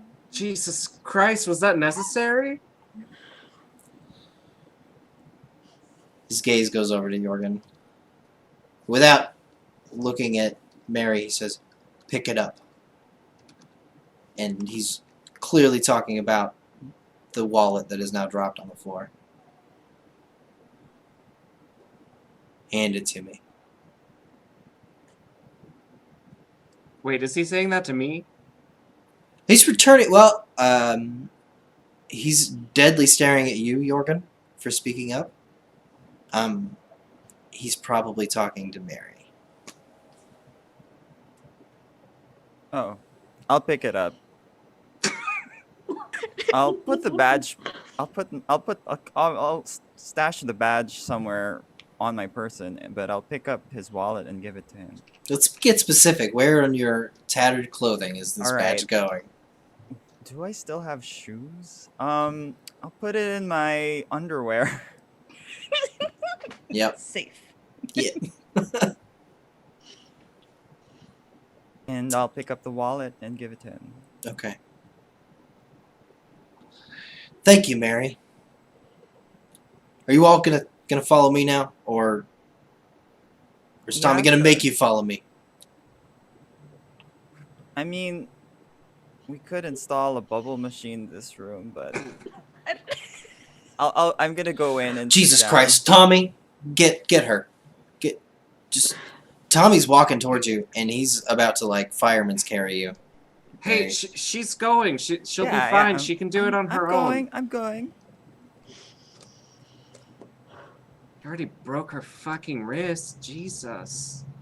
I mean, I know I can, we could heal it, but that takes, it's gonna make me hungry, right? Anyway. Questions for after we get in the room. So I'll get in the room. Yeah, well, we're going fine. So it's got kind of the cloth barrier walls that you find in an office building. It's a legitimate wall. It's not like straight up cubicle material. But the door that you encounter is straight up steel. Jorgen, you're the first to encounter it, and you're intended to open it and walk in.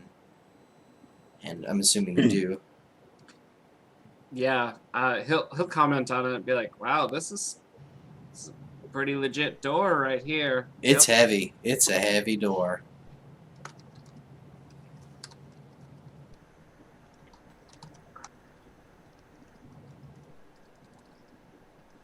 And so you open the door, pull it towards you, and step inside. This room is a steel box inside of this skyscraper. It looks like it's not part of the original structure. It looks like someone literally came in and installed a steel box here on the 54th floor of this building. So why do we need a steel box? This high up in the building? Is this a safe room of some kind? You can call it that. We don't talk about the stuff that. Look, I'm not going to answer your questions outside of this room. But we're here now. Tommy, would you shut the door? It clangs shut behind you. There's a interview table in the middle and some steel chairs. Have a seat. There's two. He motions to one side where there's 3 or 4 chairs. Enough for Mary and Jorgen to have a seat. Jorgen will sit down and immediately gets a nervous leg that starts just wiggling. Mary sits down also.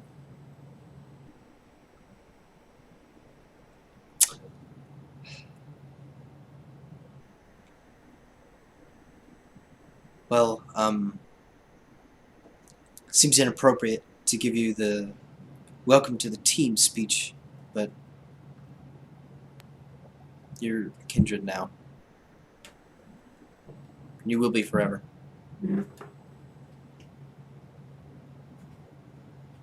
Okay. Great. I gotta imagine that you have some questions. Tommy's associate is going to go fetch something, so we have a little time. Ask away. Yeah, so why do I have to drink blood now? Well, you can find out what happens when you don't drink blood. That sounds ominous, so maybe I will just keep doing that. Where do I get it? Same place you think you'd get it, from humans. So you You can't can- like try from like animals or You can, but it's not the same. um, Look, I mean, some people do it. okay. So I got shot, and I just willed my body to put itself back together, but that made me hungry. So, do you have any like snacks?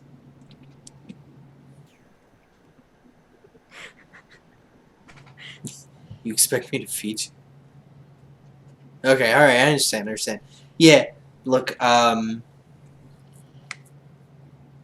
maybe. You know what? We're gonna ask you some questions in a little bit, and if you do good, there could be a snack in it for you. I feel like a kid at the freaking doctor getting a sucker after doing a good job. All right, I suppose. Well, are there any good questions that I should be asking? There's probably a bunch. So, the question that I want to know is, what's the last thing you remember? We'll just start with what I want to know, and maybe you'll get some ideas. So you're the one I'm supposed to be answering the questions to. I thought maybe there was going to be another person. No. Oh, okay, cool. I remember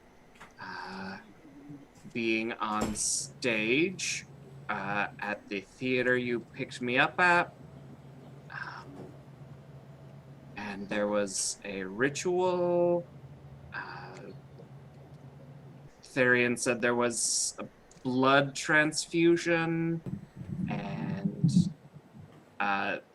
then he said I passed out, maybe was dead, and went to the hospital, and didn't wake up at the hospital. You don't remember anybody other than Therian. What do you mean? Yeah. So, the people who were around you when you lost consciousness. I mean, Who were they? Names. there were a bunch of Therian's friends, mostly wearing dark black cloaks, so Therian's friends. Okay. yeah.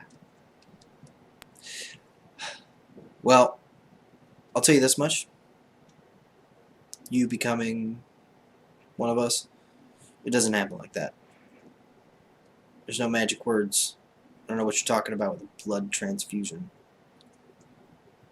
Sure it does. It worked, right?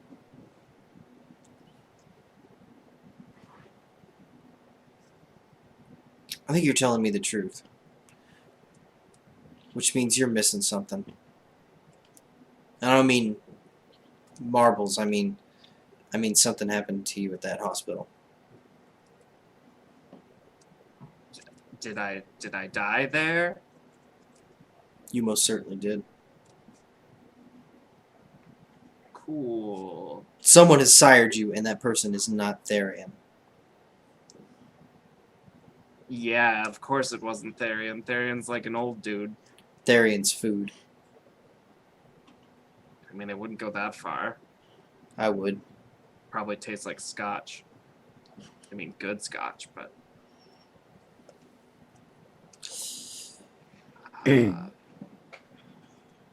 Okay. Did that answer your question? Not in the least. But that's okay. I'll figure it out either way. So let's move on to the next thing you remember. Well, me and Mary here, we woke up together in a shipping container in the Sound where I found out that my blood can be acid and burn its way through metal. So that was pretty useful. And we headed out and we were on a gigantic container ship. She checked one of the containers and filled with Kindred. Takeshi Yeah, Pharmaceuticals. They were hung in rows, suspended with stakes in their bodies. That's what I saw. I took one out. I don't think. I don't know. I just took one out. Seemed kind of hungry. I'll bet.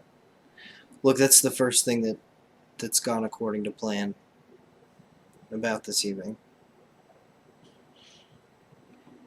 So that ship, though, do you know what's happened to it? Because there was a lot of dead people by the time we got off of it. We managed to get on board and recollect our property.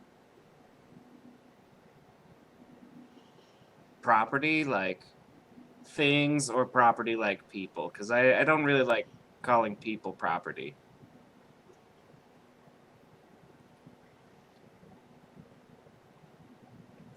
Are you going to keep telling me about things you like or don't like all evening? Well, I was just saying, I was answering questions. Do Okay. you want me to tell you about the things that I like? No, I decidedly don't. Okay, suit yourself. So, this ship is somebody's pet project, and I'm here to clean it up.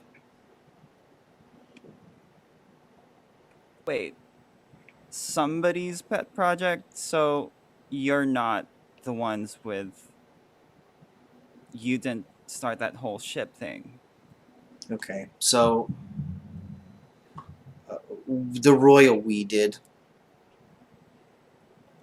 So, you need a primer here. Kindred Society, as it was, is an organized thing. We all belong to I hate the word social club, but that's what people call it.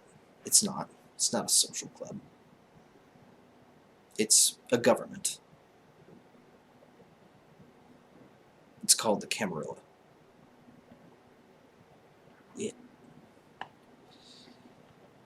Its primary goal is to keep us all safe, which is why people participate in it.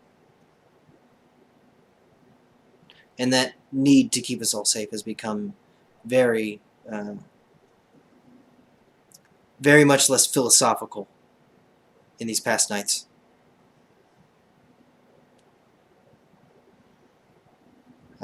There are very few of us, or considerably few of us, here in Seattle than there were a year ago.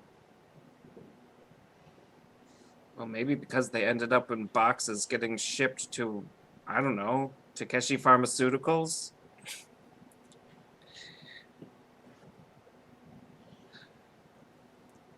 What you saw on that ship is an effort to replenish our population. Where were they headed? I mean, you mean here?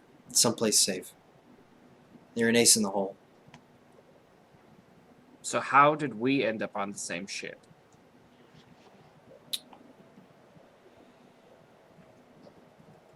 People that participate in this social club, Camarilla, we all sired somebody. We also hired somebody with the agreement and permission of Camarilla.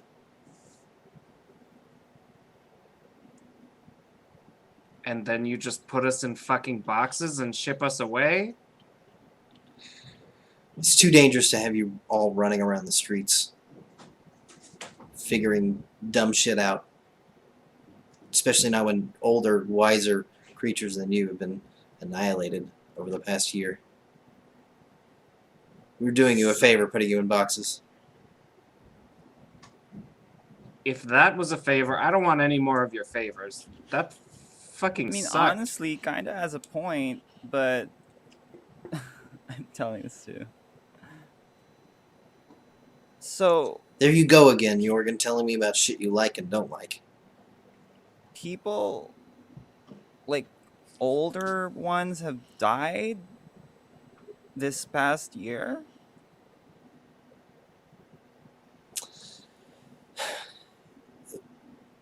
The humans have gotten a lot smarter.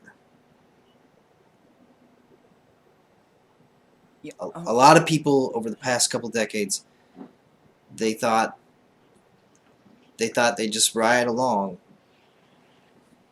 using cell phones, the internet, everything, putting their existence, not their lives, but their existence out as public information. And that turned sour very quickly for a whole lot of them in short order. So, we're being So, like, they hunted just- down by humans. Well, I mean, I was human like 2 days ago. But, And you're yeah. not anymore. So, we are being hunted down by humans. What for? Okay, I mean, I know we drink human blood, but like, can't be that bad, right? You can lose like a pint of blood and still be fine. Yeah, people are lining up to donate that shit. And yet they still seem pretty upset about it. I mean, can you blame them? Look, I sympathize in some ways. There are some monsters out there, but I don't want to die. Okay, that's fine, but what does that have to do with us? It means you go back in the box, and you shouldn't have gotten out in the first place. And I'm not really sure why you did. How did you? So that's where I'd like this conversation to go next. Actually, is how exactly did you manage to pull a stake out of your chest, unshackle yourselves, and escape a shipping container? I will check my my hoodie. Is there like even a hole where a stake? Nope. Yeah, I didn't have a. I was wearing this. Like there was no stake in my chest. Yeah, I don't remember any stake anywhere. I mean, like my garment right now is full of holes, but there's no stake hole. So describe to me what your surroundings were like when you woke up. Shipping container. There were chains with rings around our necks, and somebody left a whole bunch of keys inside the container for us. Wait, our necks? How many is our? And who is our? I mean, just like me and him. Like Mhm. two of us woke up in there with chains in our necks. I saw him. It was like, Time for some wit What is- centrifuge, Mary. Oh god.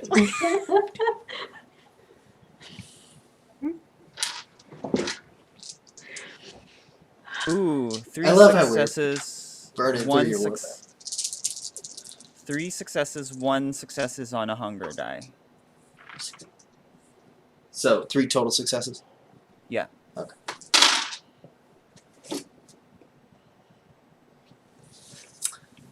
he moves on. Okay, so 2 of you wake up in the shipping container. I got to imagine ravenously fucking hungry. Why It didn't wasn't so Why bad. didn't you eat him? And he points at Mary, and then There points at was Jorgen. Why there didn't was a you guy at eat the him? center.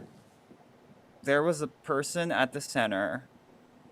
They left that thing there, and then we ate that. I mean, I didn't eat that. I mean, I licked the floor.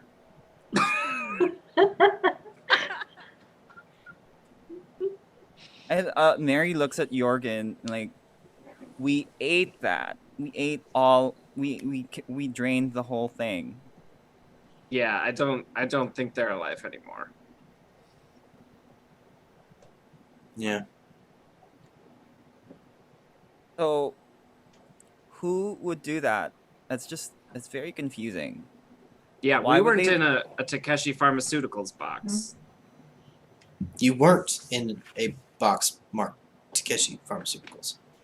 That's important. No, and we were just two. I think I remember the rest of the other boxes had like a lot of suspended vampires in them, and we were just alone in that box with a meal, with no stakes and stuff around our necks. No, no. So when you got out of the container, and I'm assuming you got out, there was no like label or company marking on that container. No, so this must be all some big misunderstanding. We don't have to go back in a box. That's yeah. Malcolm like turns and looks up at the security camera for a moment, and then returns to you.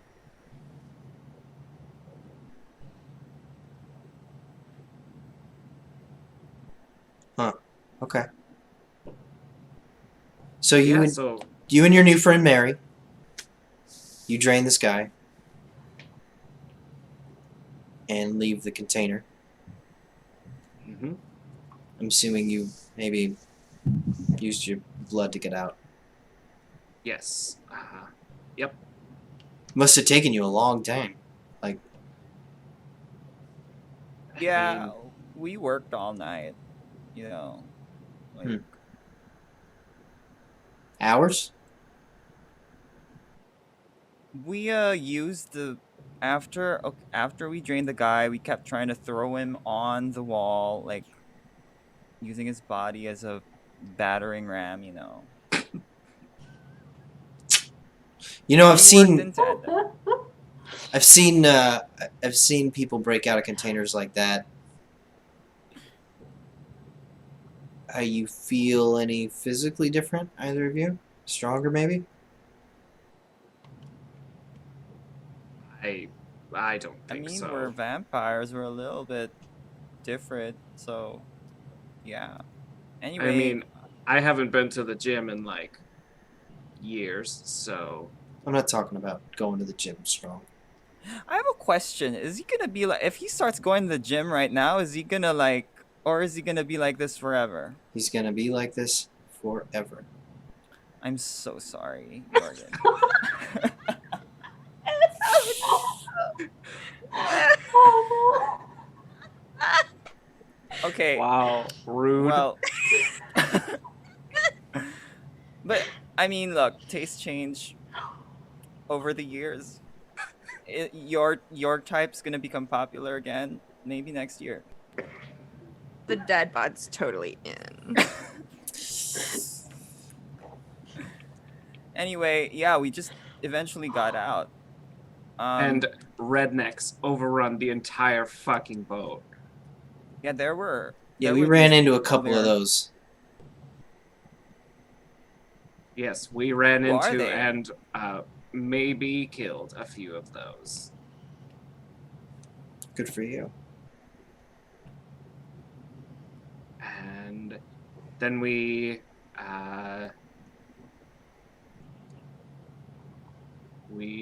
just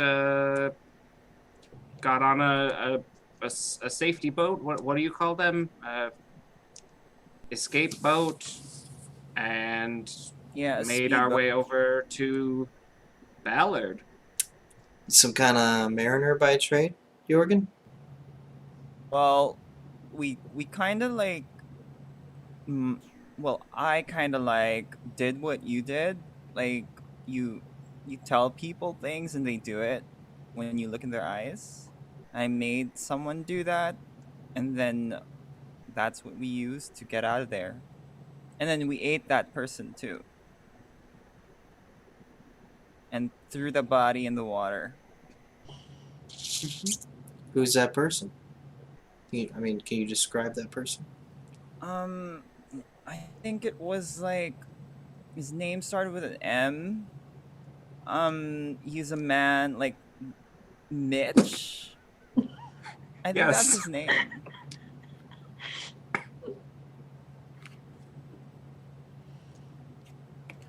Um, I I'll describe what Mitch looked like.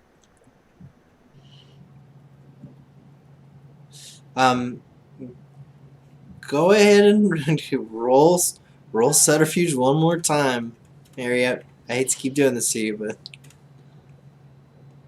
Once a 10, one success. okay.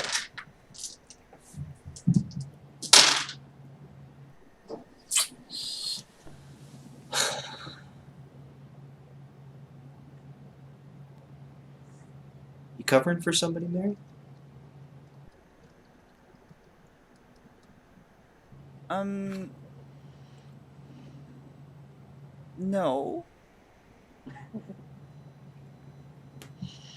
Okay, fine. It was this girl, but I didn't get her name. She seemed really helpful, you know. Girl, you didn't get her name. Was so she was just like she was a redneck that was just helpful. Well, she was one of well, we did mind control her, but you know, she was like one of the crew people of the ship, and she just dropped us off. I don't know what happened um after that.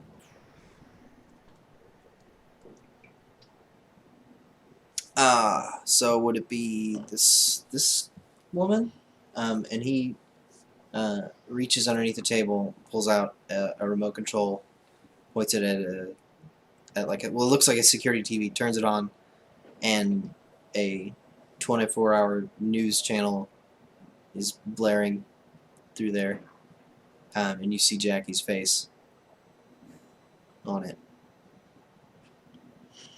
Would it be that young lady? What are our tenets? What are our tenets? Uh,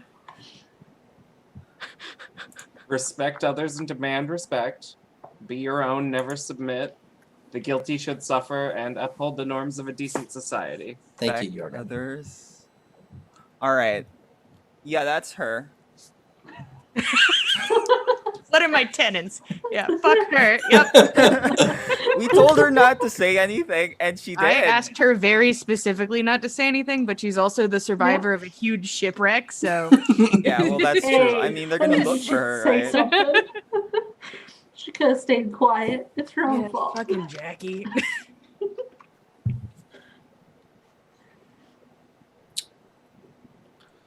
So the two of you get in a lifeboat. You abandon Jackie someplace.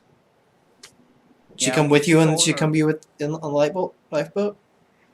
Yeah, she was the one who sailed it. None of us could sail. Yeah. She hit her head pretty hard when we got closer Yeah, to there shore. was a storm. She got bonked.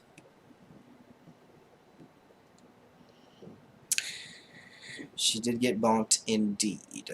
Okay. All right.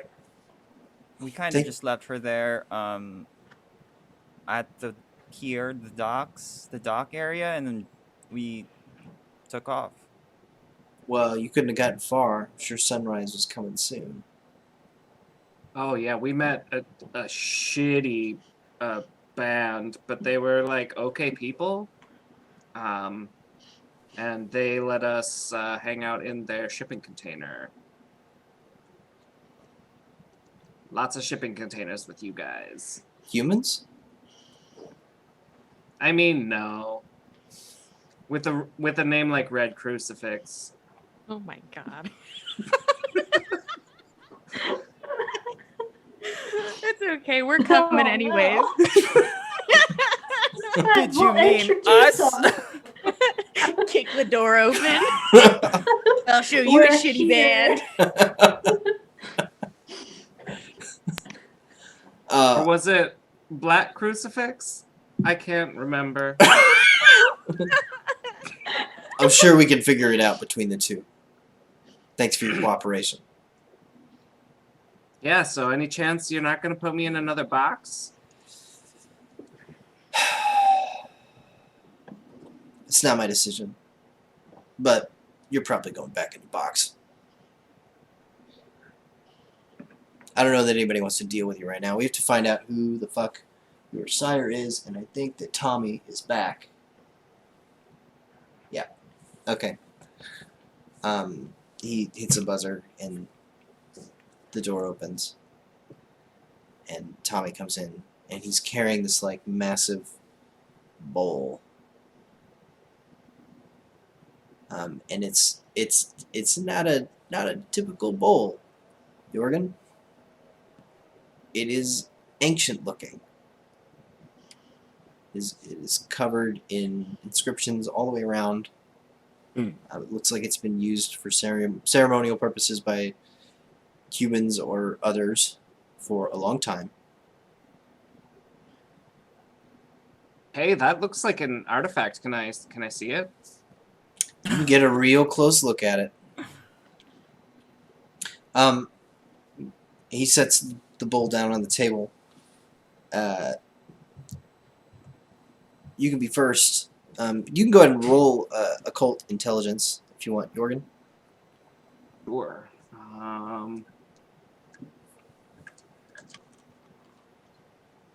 A bundle of dice.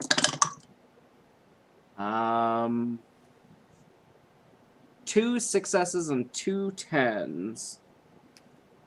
Okay, cool. That's a critical success. This is an early Greek piece. It is a bowl used by kings, and it is reported to have a supernatural property of establishing true lineage for kings. So this thing tells us who turned us? It tells me. Oh, okay. So should I like This is like the sorting hat. I mean, why don't you go first?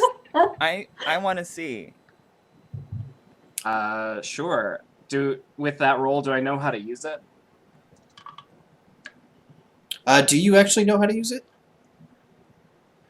That's a question I don't actually know the answer to. I can.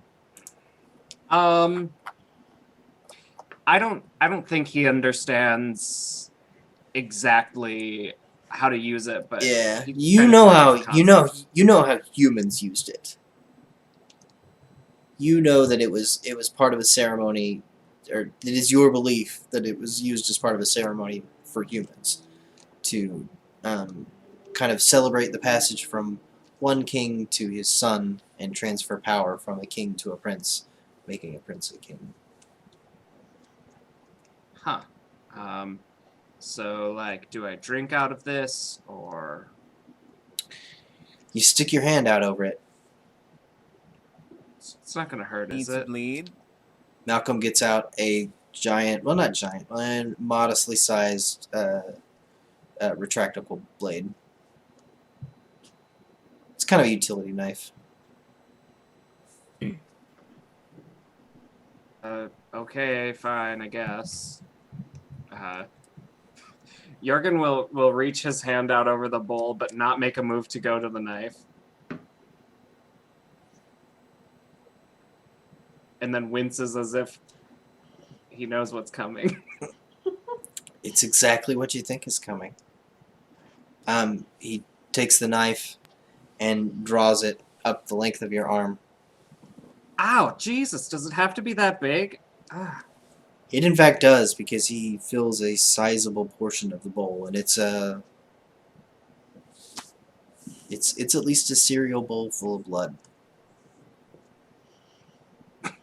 Anybody bring any Does mini it look wheats? enticing? Oddly, yes. I should say not oddly anymore, because you're well aware that blood is enticing to you now. Okay. The whole scent of it just hits the air.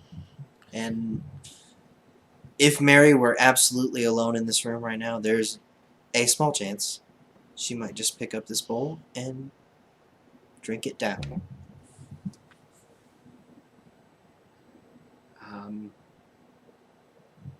So did I take any damage? You take 1 superficial damage. Oh, damn it, I'm maxed out again. Freaking sucks, dude. What? I never fully healed from a shotgun blast to the face. Yeah. So I'll look over at Tommy and be like, "Hey, yeah, did you manage to get me a snack too?"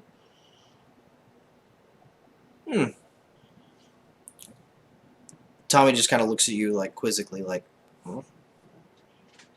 And then looks at Malcolm, and Malcolm looks back up at him. You know what? We'll call it good enough. Go get one of the security staff. Bring him up here.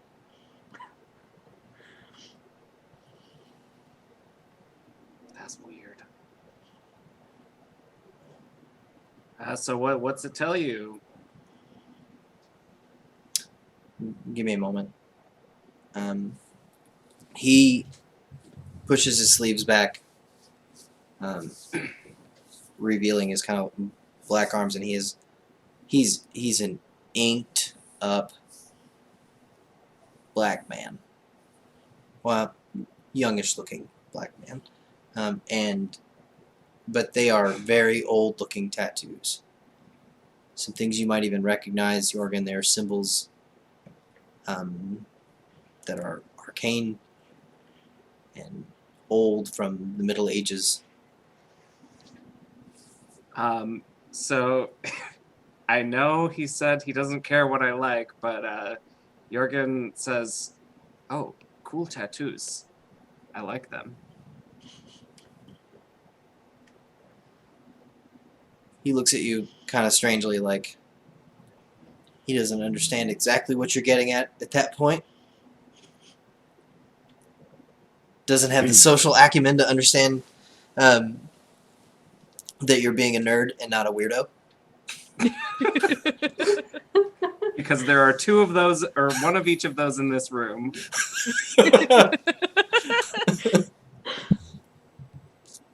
And kind of goes about his business, which is not really that strange to you, Jorgen. You've been watching Therian do things that kind of look like this for a while now. He is kind of muttering under his breath, and you can pick it out. It's kind of an early Christian Greek dialect, rolling softly kind of out of his mouth with a cadence that's repetitive and kind of lulls you into kind of a state of disassociation for a moment if you listen carefully.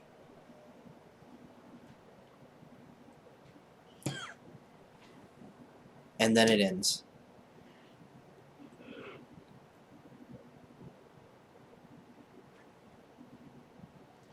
No, fuck. Well, don't keep me in suspense.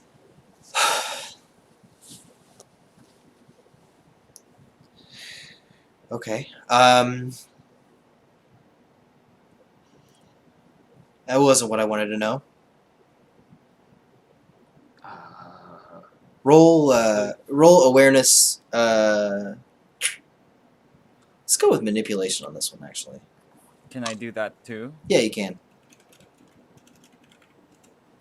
0 successes. 1 success.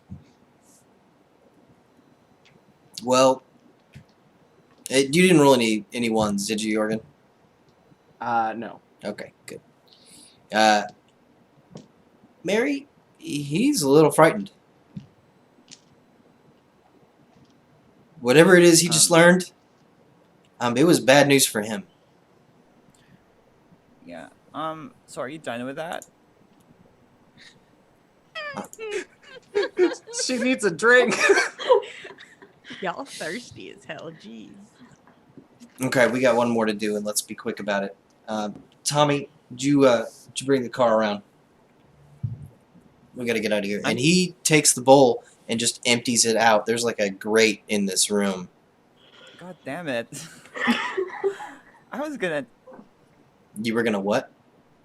I was gonna drink some.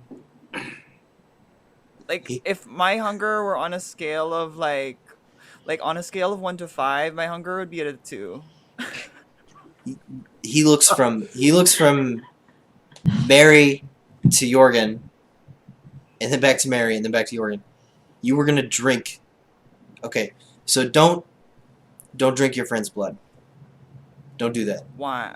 Why not? So that is we are linked by blood. It's what animates us. If you do that, you will have to struggle to maintain your independence from that person. I mean, doesn't seem so bad. Right? Is there still some blood left on the bowl? There's a little bit, but you're Alright. getting the overwhelming sense that it's an incredible taboo for you to drink that blood. Okay. All right. If you say so. That's your level of vampire etiquette right now. You understand that it would be bad for you to drink that blood, or at least seen poorly by other vampires. Okay, it's your turn, Mary. All right. All right. Let me just I'll pull out my arm, I guess. The one that has the broken wrist. Of course, Cuz like yeah. I don't You want to dangle it. like I want to still be able to use my Yeah. other arm, okay? Makes sense. You're very clever, Mary. I know. Slit. I I'm know. aware. Your blood drains out into the bowl. The process is repeated. You take a point of superficial damage. Okay. The ritual continues for a moment, lulling everyone in the room down into disassociation. And then it ends. You kind of look up, Mary, at Malcolm, and he's taken a little bit of your blood and licked it on his pinky.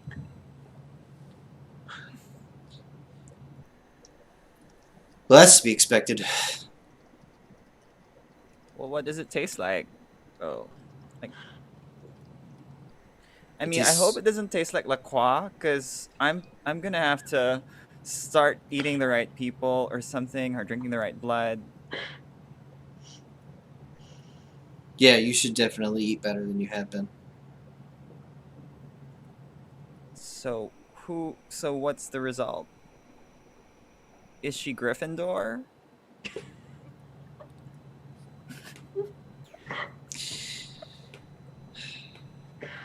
Well, I don't mind, I guess, sharing who you are. If I'm just gonna put you back in the box anyways. You're a member of the ministry, Mary. And you, What's Jorgen, that? you are a Tremere. They're Near.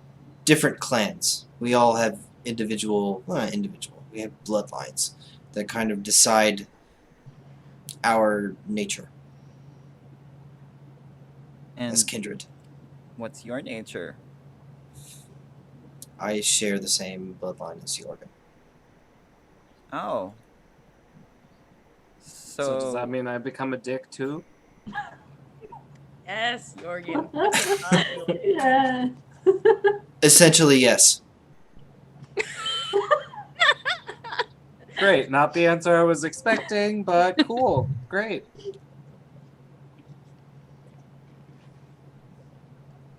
Okay.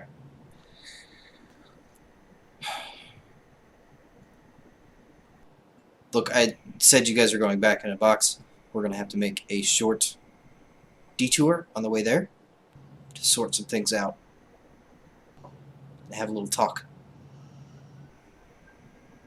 With whom?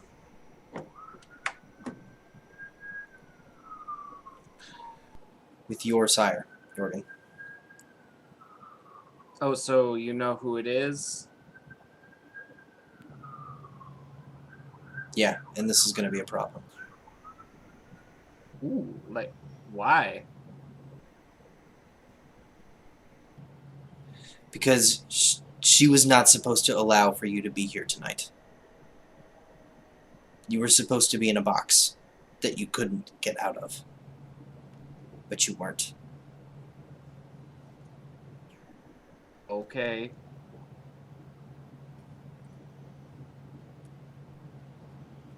Okay, stay here. I'll be back. Can I see it? Are there other people in the room? Tommy stays by the door. Malcolm gets up Okay. and walks Do out. I see the security door. cameras? Yes, you do. Is there an angle where it can't be seen? Maybe there's a corner of the room. It's not rotating, the security camera. It's kind of pointed at the table. Right. There's, like, if you stood underneath the security camera, you might not be able to be seen. Okay. Jorgen? And Tommy's in the room watching you. Just God damn it. Fucking Tommy. fucking Tommy. Jorgen? You want to drink my blood? Kind of. So there's two weirdos in the room, is what I'm picking up. Yeah. I just kind of I want to. I love how you guys inspect carry this the campaign. bowl. What? I would like to inspect the bowl and, like, whilst I'm inspecting it, just kind of dip my fingers in the blood and be real nonchalant. So he threw it out, but there's, like, a little bit left. Yeah, I think all I need is a taste. Yeah. So you get a taste. How do you feel after this taste? So I was hoping that I could learn a bit about Mary by using my blood sorcery, A Taste for Blood, which Mhm. is a resolve plus blood sorcery roll. And I think I can tell some details. Yes, you can. Okay. One success. So that's enough to tell you something you probably already knew. Mary is not a human. You also you think that you could tell Mary's blood apart from your own, or maybe some of the other associates you know. It's so specific. Interesting. But yeah, I'll spend the rest of the time just nerding out over the bowl. Okay. I, um, yeah, okay. So we go back to the surface entrance on the ground floor. Real fast, could I just aggressively roll to heal until I fail once? I'll just Absolutely. keep it to myself, but I'd love to get some of this fucking damage out of my life. Let your skin crawl. Please, please, please. Okay. 1. A crit, if that means It anything. means nothing. Perfect, good. So now I'm down to 2. And that's a fail. Okay. I got rid of Alright. 2. That's fucking something. You got rid of 3. 3? You always glad- succeed. You just get yeah, hungrier. you're right. But now I have 2 hunger, so Okay. I'll take it. That's much better. I'm good now. So there is a there is a service entrance, as the Rockstar Lady predicted in her Rockstar wisdom. She's so fucking smart. It is super locked. Hmm. And she is kind of like pacing and cursing around it. She's kicked it a few times. One of the guys has kind of like gone back off to the truck, presumably to get something. But Come you on. all are left here Mhm. in the service entrance, probably looking a little bit conspicuous, because you're not business people and you're not hobos. Okay, I'm just gonna sidle up next to the door, so if it is opened, I'm just gonna punch whoever comes out. I'm just gonna casually stand there like, I don't care who opens the fucking door. Oh wait. Yeah, Hey, I'll thanks just- for coming. I'll By the just way, lean against a wall and wait for this dude to get back with whatever he's getting. yeah, I appreciate you replying to my message and also coming to check on me. It's really appreciated. Yeah, why are we helping these guys? You know, I was honestly thinking about not doing it, but I'm starting to think that if I do good deeds, you know, I can not be fucked up anymore. I'm trying things out. Oh, okay. I guess. And I also feel like I got to make up for, you know, killing a bunch of people. I don't know. I'm working through some stuff. And what if you kill more people here? How does that work with that? I mean, do vampires count as people? This is going to be like a vampire Ooh. thing. I don't know. What do you I- think, dog? Is this a vampire thing? The dog. I don't trust that dog. I'm just going to make sure it's in my conversation. It looks up at you. It knows you're addressing it. Just squinting at this dog. You know, I mean, it's not going to make me hesitate on killing any of these people, but, you know, if I could say I tried, you know, I guess. yeah. These guys fucking suck, and I certainly, like, do they deserve this? I don't know, but whatever.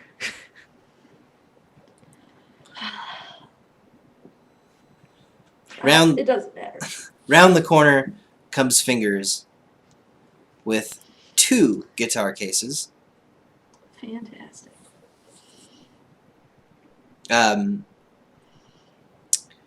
He strides up to Meredith and she says, "Did you bring the lockpicks?"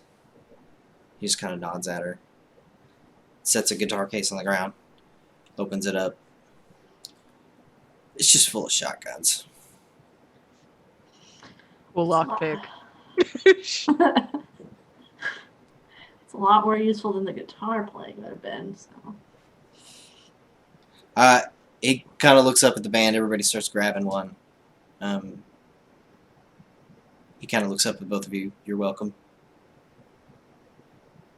to join in. Yeah, Kind of, we were kind of already here, so yeah. I think he's offering us a shitty gun, so You still have a like a, I'm assuming a revolver stuck in your waistband. Yeah. And I still have a pistol in this purse that I've been carrying around, but I'll grab an extra shotgun. Yeah, I'll take Why a not? They don't know. So he distributes the shotguns. There is much cocking. Oh my god, the cocking. I will participate in cocking. Yeah. Yeah. Oh my god, it's so We'll follow manly. suit. It's so manly. I feel like I'm in an action movie, Rad. Yeah. It almost has a smell. Do we do it all in unison? Yeah, we do it all as a team. We're just hell yeah.